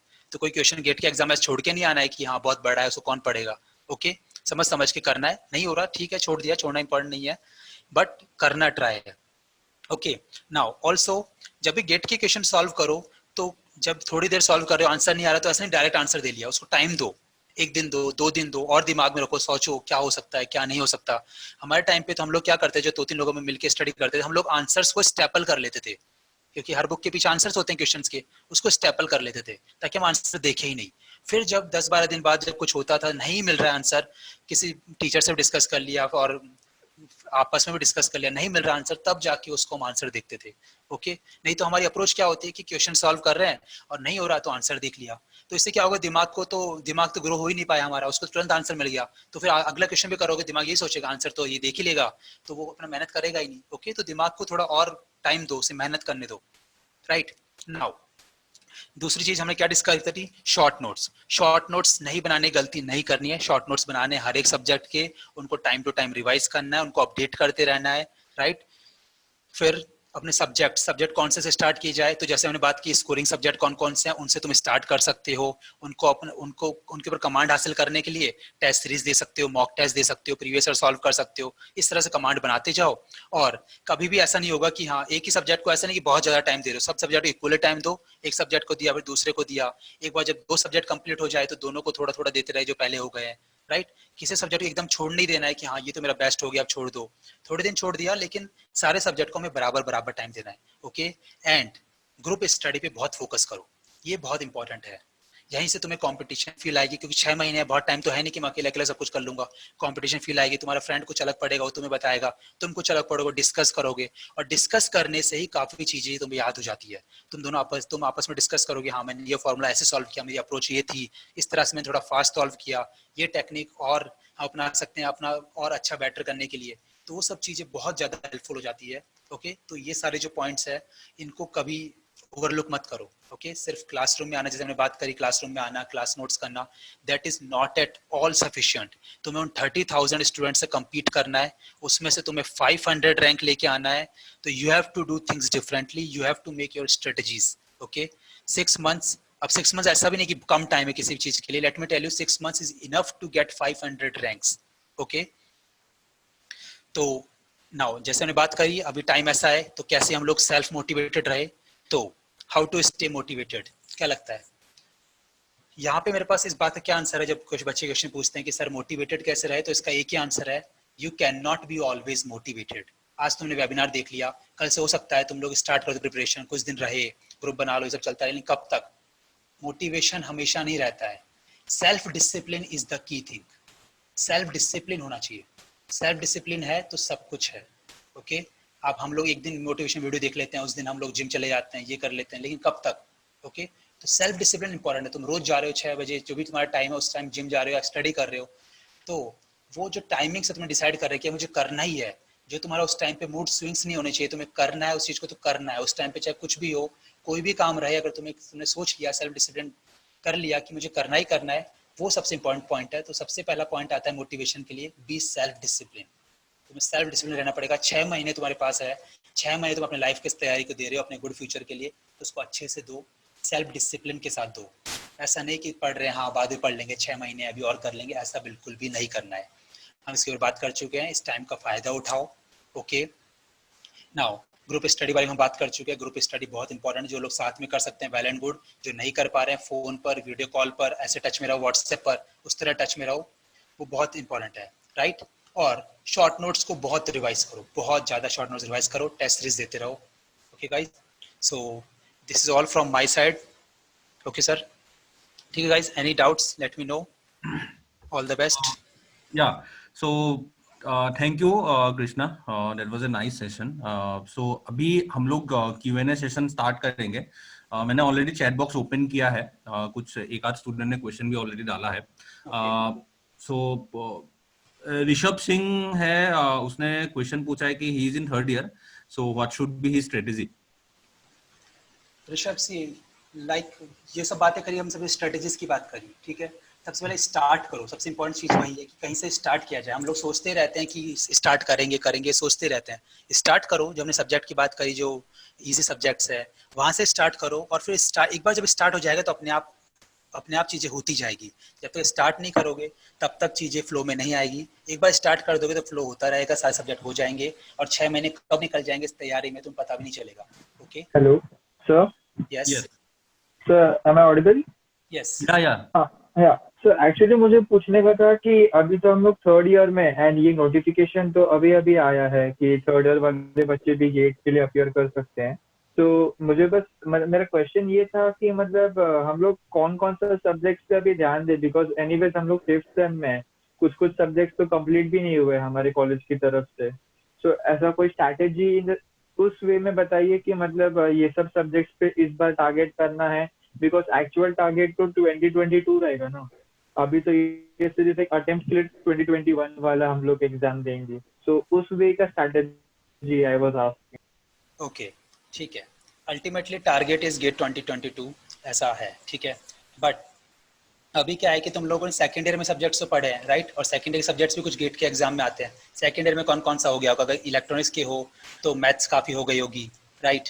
इसके अलावा और भी जो सब्जेक्ट जो सेकेंड ईयर में हो चुके हैं, अभी उनको कंप्लीट करो। ओके, अगर ये तुम 4-5 सब्जेक्ट भी अभी कर लोगे इस साल तक, और गेट का एग्जाम जब देने जाओगे और ये 4-5 सब्जेक्ट में भी अगर इनकी क्वेश्चन अटेम्प्ट करके आओ, और इनमें भी अगर तुम अच्छा स्कोर करके आ रहे हो, बाद में जब आके टैली करोगे कितनी रैंक आ रही है, कि मैच करोगे क्वेश्चन आंसर शीट से, और तुम लगेगा कि हाँ जितने पेपर में करके गया हूँ, जितने क्वेश्चन जितने सब्जेक्ट करके गया हूँ उनका मैं अच्छे से अटेम्प्ट कर गया, तो it will give you confidence. तो जितने सेकेंड ईयर के सब्जेक्ट्स है अभी उन पे फोकस करो। ओके, अभी तक यूनिवर्सिटी के हिसाब से पढ़ा है, थोड़ा गेट के हिसाब से उनके पढ़ो, क्वेश्चंस करो। So that's what I can say कि अभी इनके ऊपर ज़्यादा फोकस कर सकते हो। अगर गेट 2022 पूरा, GATE 2022 is the main target, right, ये एकदम सही बात है। तो वो एकदम सही बात है। तो अभी जो सेकेंड ईयर वाले सब्जेक्ट्स है उन पे बहुत अच्छे से फोकस करो, और फिर अगले साल थर्ड ईयर के जो सब्जेक्ट पढ़ चुके होंगे तुम लोग, उनके ऊपर बहुत अच्छे से कमांड कर सकते हो, और सेकेंड ईयर वाले रिवीजन चलता ही रहेगा, right. Okay sir, thank you so much. Rishabh, if you see the syllabus of GATE, अगर आप कंपेयर करोगे टिल 5th सेमिस्टर, अगर 5th सेमिस्टर अभी आप कंपेयर करोगे तो ऑलमोस्ट 60-70% सिलेबस होता है गेट का सेम।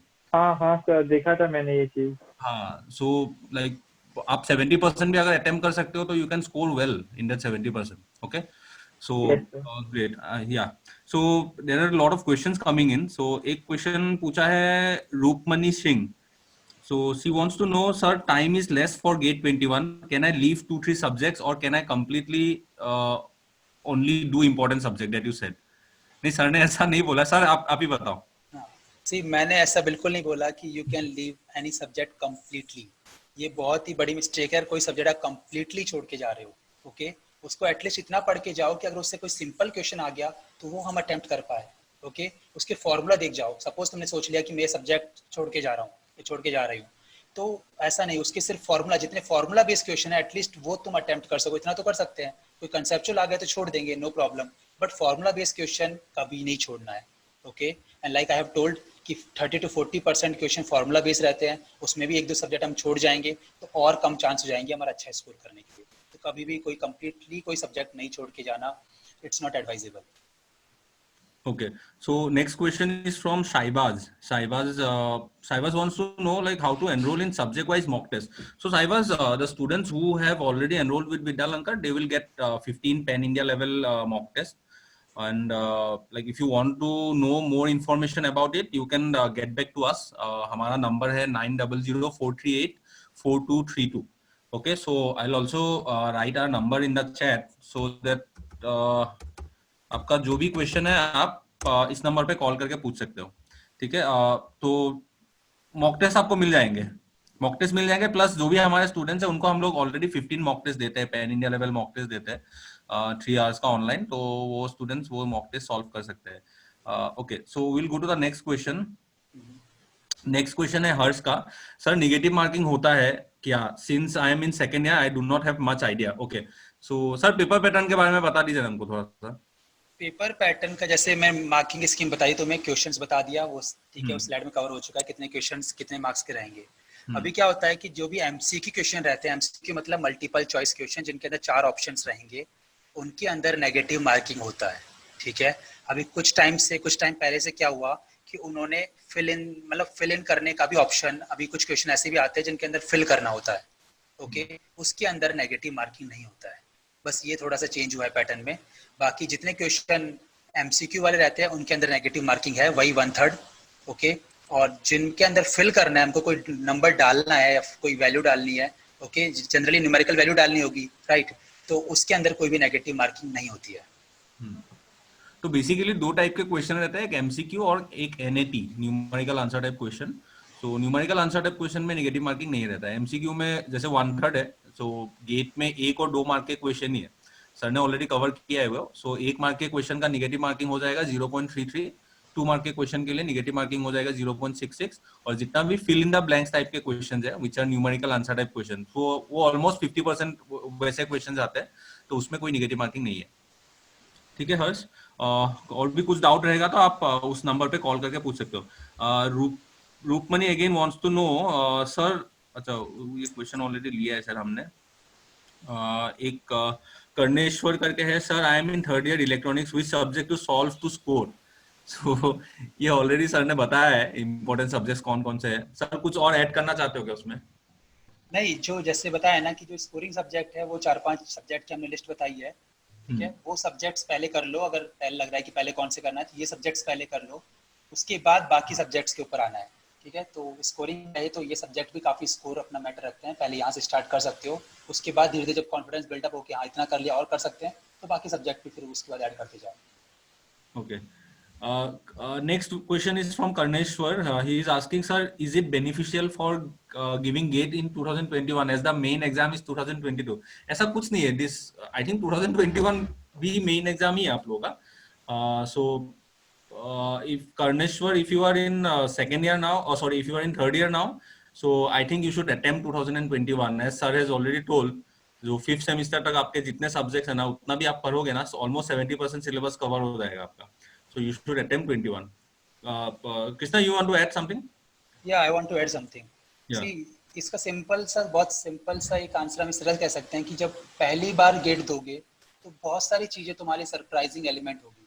जब वो एग्जाम देके आओगे फिर लगेगा कि, फिर उसमें पता चलेगा कि हाँ ये मेरी मिस्टेक्स थी। फिर जब अगली बार दोगे तो और कॉन्फिडेंस के साथ दोगे। अभी क्या हो रहा था, अब तक फोर्थ ईयर वाले एक ही बार एग्जाम दे पाते तो उनके लिए काफी सारे सरप्राइजिंग एलिमेंट होते थे, पता ही नहीं चलता था। अभी थर्ड ईयर वालों के लिए अलाउ करना बहुत अच्छा डिसीजन है। वो लोग जब देखे आओगे पहली बार और जब दूसरी बार फोर्थ ईयर में देखे आएंगे तो उनका एक अलग ही कॉन्फिडेंस होगा, और वो कॉन्फिडेंस से सब कुछ होता है। गेट के एग्जाम में कॉन्फिडेंस भी बहुत मैटर करता है, सिर्फ तैयारी नहीं, confidence also matters. Okay Okay. Hello sir, Yeah. I am audible? Yes. Yes, Samruddha. Sir मुझे पूछना था एप्टीट्यूड के लिए कौन से बुक्स रेफर करने चाहिए? Okay. It's not audible to me sir. हाँ, एक्चुअली उन्होंने पूछा कि एप्टीट्यूड के लिए कौन सा बुक रेफर करना चाहिए। सो बेसिकली हम लोग विद्यालंकर में we provide books for general aptitude as well. So उसमें आप सबसे बेस्ट जो रिसोर्स है it is last previous years question papers, question bank. Okay, so उसमें बहुत सारे क्वेश्चंस है पास्ट एग्जाम क्वेश्चन पेपर्स में। सो आप वो रेफर कर सकते हो। और कोई सर रेफरेंस बुक आप बोलना चाहोगे क्या जिसमें से एप्टीट्यूड सॉल्व कर पाएंगे? नहीं, जैसे गेट 2008 से है ना, गेट 2007 या 8 से एप्टीट्यूड वाला सेक्शन इंट्रोड्यूस हुआ है, तब से लेके अब तक के क्वेश्चन भी करोगे तो कितना 13-14 साल के क्वेश्चन पेपर होगा। इसके अलावा बाकी दूसरे ब्रांच के भी देख सकते हो, उनमें थोड़े अलग क्वेश्चन आते हैं। ओके, तो इस तरह इतने करोगे पहले तो इससे आइडिया लग जाएगा। इसके अलावा दिस सेक्शन, इसका कोई एंड नहीं है, जितनी प्रैक्टिस करोगे उतना कम है। Okay, right. तो मुझे भी वही लगता है, past exam question paper is the best resource as of now, and like we will provide you past 20 to 25 years exam question papers, 2 books, 1 book with question papers and 1 book with solution, so you can refer to that book. उसमें आपको सारे questions मिल जाएंगे सभी subjects के, including general aptitude and mathematics both. Suraj Kumar wants to... हाँ sir, yes. आप provide करोगे लेकिन मार्केट में अवेलेबल है क्या कुछ सर बुक्स? वो तो मुझे नहीं पता है, पास्ट एग्जाम क्वेश्चन पेपर ही बेस्ट है अभी के लिए तो। वैसे जनरल एप्टीट्यूड के बहुत सारे बुक्स हैं मार्केट में अवेलेबल, कोई वो नहीं है। ओके ठीक है, थैंक यू। मतलब अभी देखो प्रॉब्लम क्या है ना, which year you are in now? Third year. Third year, okay. So if you are you know aiming GATE 2021, अगर आप लेना चाहते हो अभी 2021, बेस्ट है आप पास्ट एग्जाम क्वेश्चन पेपर उठाओ 2008 से लेके 2020 तक। ओके, सो ऑलमोस्ट 12 इयर्स के आपको क्वेश्चंस मिलेंगे उसमें। सो 12 years question you can understand, बहुत सारे क्वेश्चंस होंगे, तो आप उतना क्वेश्चन पहले सॉल्व करना स्टार्ट करो। Thank you sir. या और उसके अलावा बाकी मार्केट में बहुत सारे एप्टीट्यूड के बहुत सारे बुक्स है अलग अलग ऑथर्स के, आप देख सकते हो रेफरेंस बुक, बट उसका कोई, जैसे सर ने बोला ना, उसका कोई लिमिट ही नहीं है। There are many you know reference books for aptitude questions, बहुत सारे मिलेंगे आपको। Okay, we will go to the next question. Next question is from Suraj. Sir, I am from final year electronics and communication branch. We have to manage our final year project too. So how can we do that? सी, मैंने बोला था कि जब हम थे उस time पे तो हमें भी 70% अटेंडेंस, ये सब चीजें मेंटेन करनी होती थी।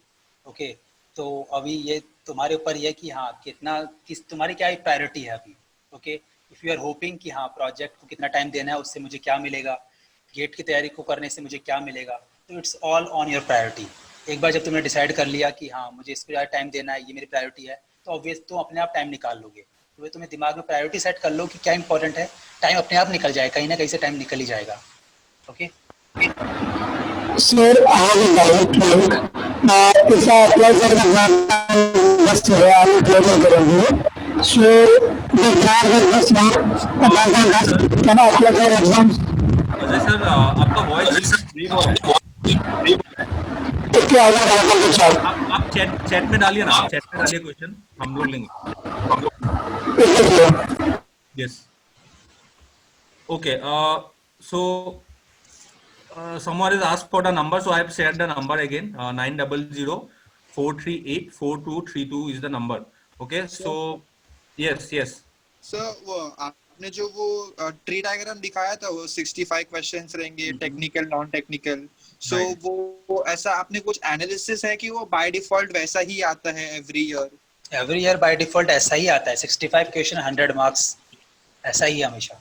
नहीं, मैं पूछ रहा हूँ कि जो टेक्निकल के 55 क्वेश्चंस है हाँ, नॉन टेक्निकल का वो भी हाँ, वैसा ही रहेगा। वैसा ही है। 55 क्वेश्चन टेक्निकल से, उसके अंदर भी 25 मार्क्स, 25 क्वेश्चन 1 मार्क के, 30 क्वेश्चन 2 मार्क्स के, फिक्स पैटर्न है गेट का।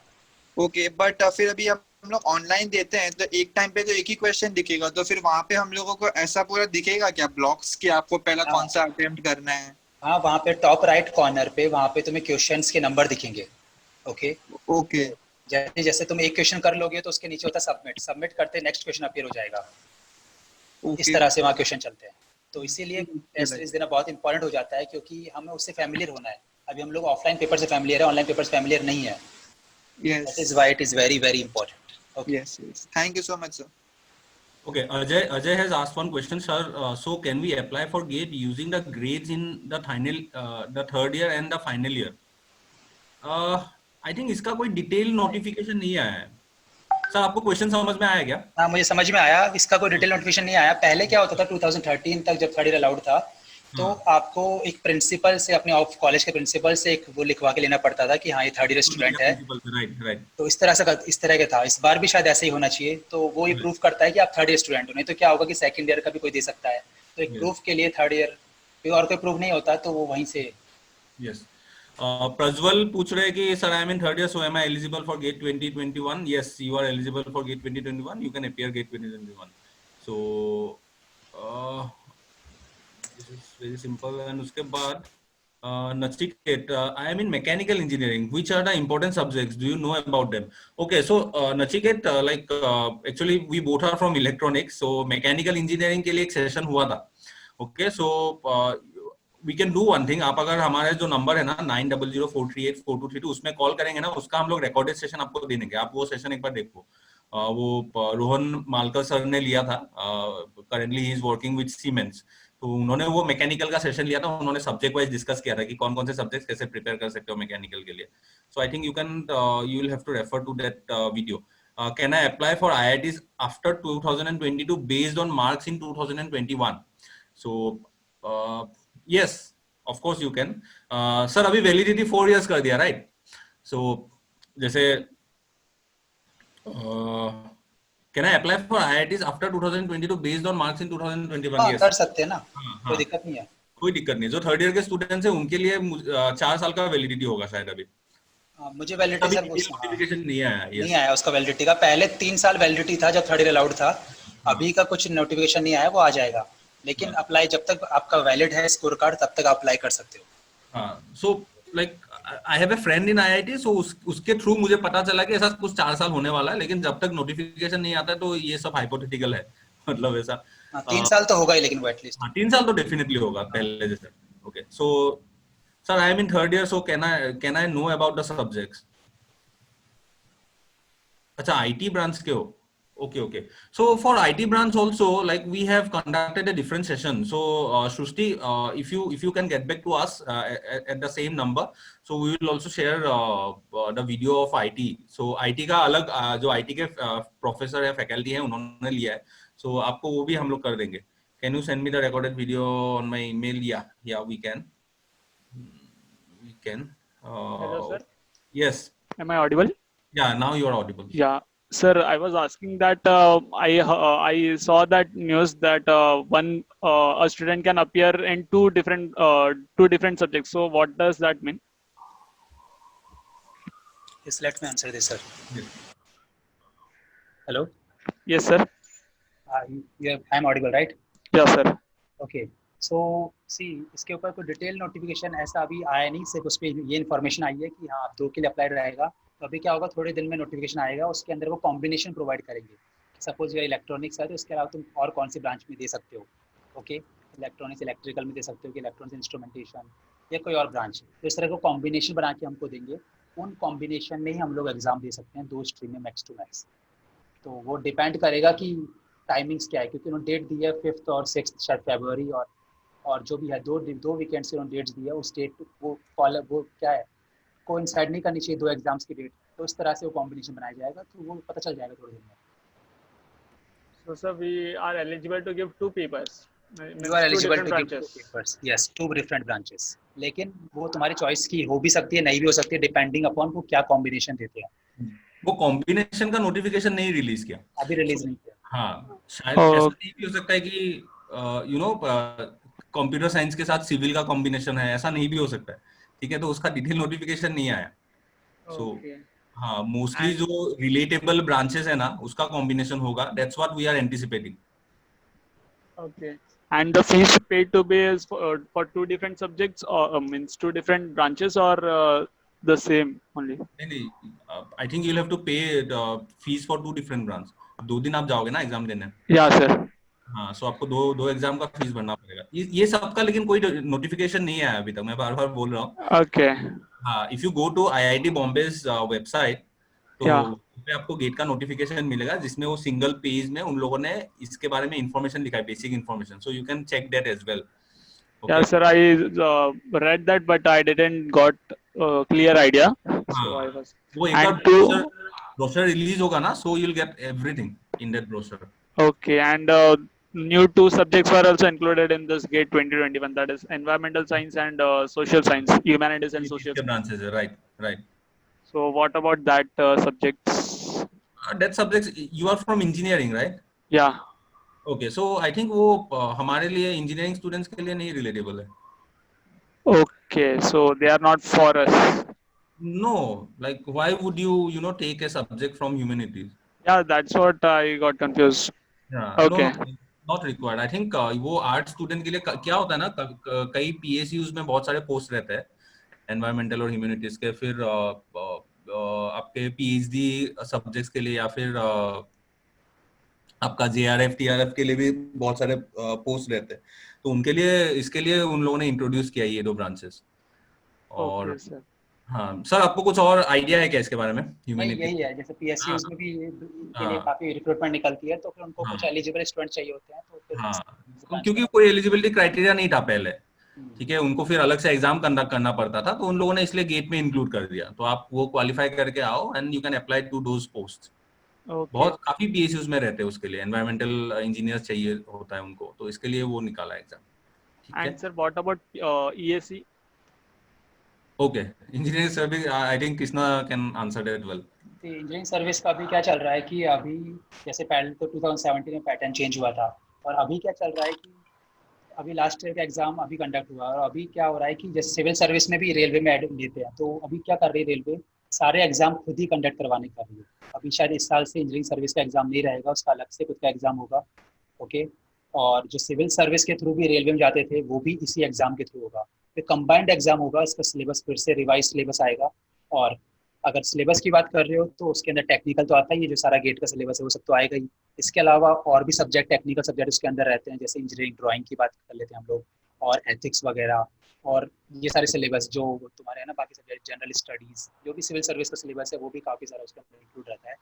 तो इस तरह से टोटली डिफरेंट एक हो जाता है। तो गेट की और ES की तैयारी two different things. Right. So, like as far as GATE is concerned, we have new batches for both GATE 2021 and GATE 2022. So, जिन लोगों को batches का भी enquiry करना है, वो लोग enquiry कर सकते हैं। सर, आप वो slide उसमें डाल सकते हो क्या? जो last slide था, उसमें detail में है। We will take few more questions. हाँ. So, this is the schedule for GATE 2021. So, we have lectures on Monday, Wednesday, Friday, and Sunday. These are the timing. So lecture भी ये same pattern पे होगा, जैसे अभी sir ने जैसे लिया है, same pattern पे होगा. So the fees is 22,000, which is inclusive of books, test series, and study material and everything. So we will provide e-books plus some pre-recorded video lectures, plus these live online lectures and test series. So this is about GATE 2021. Similarly for GATE 2022 also, we have batches. So this is the structure for GATE 2022. So currently for 2022 students, we are conducting lectures on Saturday and Sunday. So these are the timings you can see on the screen. Fees for 2022 batch, because it is a long-term batch, fees is 31,500, and this fees is valid till 9th of August. And payment mode is online, so we can talk about in details. और इसमें भी जो features है, it is same, like you will get books, video lectures and everything. And we have centers in Pune also. So I think there are many students who are from Pune. or there are students from Mumbai. So we have a center in Pune which is in FC Road, Ferguson College Road, Shivaji Nagar में. So वहाँ पे पुणे में हम लोग अभी 2 साल हो गए हम लोगों को. So this will be our first batch in Pune. But Mumbai में we are teaching GATE since 2003. Okay, so and like you can see, like Krishna, and there are many faculties who deal with this, and so we will take few more questions. एक हर्ष का question है, sir, I am in second year and I wanted to appear for IAS exam, so there is no exam for computer students. So which branch should I take? तो ये most मतलब most closest branch कौन सा हो सकता है? Most closest EC रहेगा, EC electrical. Yeah. Generally computer science के बच्चे इसी ब्रांच से लेते हैं. हाँ, तो आप इसी के सिलेबस वगैरह देख सकते हो, प्रिपरेशन स्टार्ट कर सकते हो. Prajwal wants to know, sir, from your point of view towards future, what we have to do after BE? Electronics and telecommunication से है, and what about like after BE electronics and telecommunications for growing technologies? आप certification courses के बारे में पूछ रहे हैं शायद प्रज्वल, या फिर what extra skill set he needs to develop, ऐसा कुछ क्वेश्चन है शायद उनका. Is he online? I don't know. Prajwal, you are there? Can you elaborate your question? Like, what we have to do after BE, as in, like one option definitely you can, you can go for GATE and you can get into a PSU or get into a good premium institute, and from there you can, select your branch of engineering. उसके साथ साथ growing technologies, मतलब आपका question is, if you are there, you can you can elaborate your question. Okay. अच्छा, he is asking about machine learning and IoT.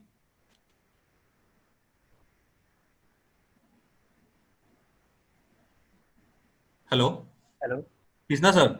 सो उनका question ऐसा है कि मतलब जो रिसेंट टेक्नोलॉजीज है उसमें क्या कर सकते हैं मशीन लर्निंग और आईओटी में? ठीक है sir, let me answer this. See, no doubt machine learning, IoT, इसके अलावा भी बहुत सारे जैसे आर्टिफिशियल इंटेलिजेंस, ये सभी अभी बहुत हॉट टॉपिक्स है और ये यही फ्यूचर है. ठीक है, इतना समझ में आ रहा है सबको. नाउ इन ये सब चीज़ों के करने के लिए दो तरीके तुम्हारे पास, या तो कोई शॉर्ट कोर्स कर लो, ठीक है, इसके बाद BE के बाद, या फिर किसी IIT में किसी प्रीमियम इंस्टीट्यूट में एडमिशन लेके वहाँ पे जाके इसको एक्सप्लोर करो. ओके, नाउ अगेन यहाँ पे तुम्हारी अप्रोच दो तरह से हो सकती है कि मुझे तो शॉर्ट कोर्स करना है, उसके बाद इसमें जॉब लेनी है, या फिर तुम्हें इसमें रिसर्च करनी है. तो जॉब के पॉइंट ऑफ व्यू से है तो अगेन तुम्हें कोई शॉर्ट कोर्स करके जॉब अपना ढूंढ सकते हो. और अगर इसमें रिसर्च करनी है कि IIT में और क्या रिसर्च हो रही है, क्या क्या हो रहा है नया नया, तो MTech एडमिशन करके PhD में फिर देख सकते हो. ठीक है, तो इस तरह से ये 2-3 ऑप्शन है. Okay, I think this is it. We have answered most of your questions. कुछ फिर भी बाकी रहा. अच्छा, फिर से एक क्वेश्चन आया sir, preparing for campus placement is better और प्रिपेयरिंग फॉर गेट और PSU? सब आप एक साथ कर सकते हो. If you are preparing for GATE, you are indirectly preparing for campus placement as well, because you are preparing for general aptitude, you are preparing for technical subjects, है ना कृष्णा सर? हाँ, वो तो है ही. और इसके अलावा तो यू नो कि तुम्हारे कॉलेज में कौन सी कंपनी आने वाली, राइट? अगर तुम्हें लगता है कि हाँ वो मेरी ड्रीम कंपनी है, उसमें मैं अपना टाइम स्पेंड कर सकता हूँ, ठीक है, तो तुम उसके लिए ज़्यादा अच्छे से तैयारी करोगे. तुम्हें नहीं लगता है कि हाँ कंपनी छोटी मोटी आने वाली है तो उसमें क्यों टाइम वेस्ट करना, तो तुम गेट की तैयारी कर लो. तो again it's your personal priorities. और plus considering the current situation, अभी के जो सिचुएशन है, the economic slow down and everything, I do not think कि ये साल कोई अच्छा खास प्लेसमेंट होने वाला है, ये साल और अगले साल भी. So you all should be prepared for the situation, and उसके लिए आई think you should prepare for competitive exams. Okay, तो और अभी मास्टर्स करने के लिए बेस्ट टाइम है. अगर आप लोग गेट अच्छे से क्रैक करते हो, IITs तो ठीक है, उसके बाद टॉप NITs भी आप लोग ट्राई कर सकते हो. अगर ज्यादा से ज्यादा मतलब आप लोग टॉप जो 10-15 NITs है वहां पे भी आप लोग ट्राई कर सकते हो. तो एटलीस्ट अगर आप गेट के थ्रू अभी कोई अच्छे इंस्टीट्यूट में और बहुत सारे एडवांटेजेस है. बहुत यहाँ पे सेकेंड ईयर के स्टूडेंट्स है, उनको शायद से मालूम नहीं होगा, आप लोगों को स्टाइपेंड भी मिलता है गेट के थ्रू. अगर आप लोग मास्टर्स करोगे ना, 12,400 rupees you get every month. Okay, plus your expenses is basically nil, because your semester exam fees would be around 40,000, or you will get 12,400 stipend every month, plus जो आपको experience मिलेगा वो तो सर ने already बोला है, जो life changing experience है. So I think, and if you go for masters now, if जो लोग 2023 या 2024 में आप लोग masters complete करोगे, by the time the situation will normalize, there will be a lot of opportunities coming in. PSUs में बहुत सारे recruitment होने वाले हैं, नए नए इंडस्ट्रीज आने वाले हैं, और जब इकोनॉमिक रिफॉर्म होगा ना, उस टाइम पे बहुत सारे अपॉर्चुनिटीज आएंगे. तो उस टाइम पे we will require like this companies, this manufacturing units, they will require resources who are skillful. Okay, और वो लोग रिसोर्सेज ढूंढने के लिए अच्छे इंस्टीट्यूट ही जाएंगे. जो XYZ प्राइवेट कॉलेजेस है वहां पे नहीं आएंगे. वो लोग जब रिसोर्सेज ढूंढने जाएंगे, they will go to premier institute like IITs, IISc, NITs, good top NITs. तो इसके लिए this is the right time, but you will have to prepare. मेहनत तो करना पड़ेगा, फ्री में नहीं होने वाला है. ओके, एंड एक लास्ट क्वेश्चन लेंगे हम लोग. I am interested in MTech in mechatronics और एम्बेडेड सिस्टम. गेट, इसी GATE score will be valid for those, right? ऐसा आकाश राव ने पूछा है. हाँ, दोज इसी में चलेगा, मैकेट्रॉनिक्स में भी हो जाएगा, एम्बेडेड में, VLSI में, सब में इसी का चलता है. Yes, yes. So that's it. Thank you sir, thank you for joining. And जो भी students आज यहाँ पे है, जिन लोगों ने सेशन अटेंड किया है, I hope it was helpful for all of you. आप लोगों को अच्छा कुछ सीखने को मिला, and all the best for your future. And sir, आप कुछ words कुछ यूज करना चाहते हो, कुछ बोलना चाहते हो उनको, लास्ट कुछ सजेशन? बस लास्ट वर्ड्स, ठीक है, बहुत बातें तो हो गई, बट जितना जल्दी सब लोग माइंड मेकअप कर लेंगे कि हाँ स्टार्ट करना है, उतना जल्दी अच्छा है ना. ज़्यादा टाइम नहीं है, थर्ड ईयर के लिए भी टाइम है, थर्ड ईयर को भी करना है, फोर्थ ईयर को भी करना है, right. And given this pandemic situation sir ने बताया, तो it is the best time. इस टाइम को अच्छे से यूटिलाइज करो. प्रिपरेशन में जितना अच्छे से भी टाइम दे सकते हो, उतना कभी पहले नहीं दे पाते थे जब कॉलेज जाते थे हम लोग. तो यूज़ दिस टाइम, अच्छे से इस टाइम को यूज़ करो. Okay guys, all the best. या, और पहला स्टेप लेना बहुत जरूरी है. सर ने पहले से बार बार यही बोल रहे कि आप लोग पहला step low at least. Okay, so taking small steps, taking baby steps is very important. आप लोग जस्ट स्टार्ट करो, पहला स्टेप लो. पहले थोड़ा डिफिकल्टी आएगा, but by over the time you will overcome all this difficulties. Okay, so with that note I am ending this session. Thank you sir, thank you for joining. That was a great session, and हम लोग आगे भी ऐसा sessions करते रहेंगे. सो be with us. और जिन लोगों को भी डाउट है, क्वेरीज है, क्वेश्चन है, you can get back to us. You all now have our numbers. Okay, so this is our number 9004384232. gate.vidyalankar.org is our website. और अगर मेरा मेल आईडी है, मैंने मेरा मेल आईडी भी पोस्ट किया.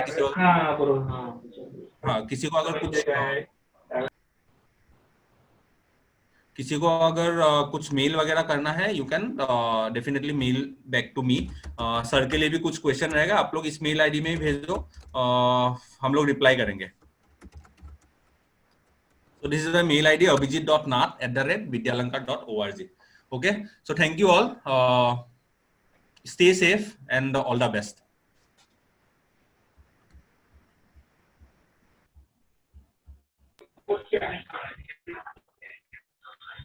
Thank you, sir.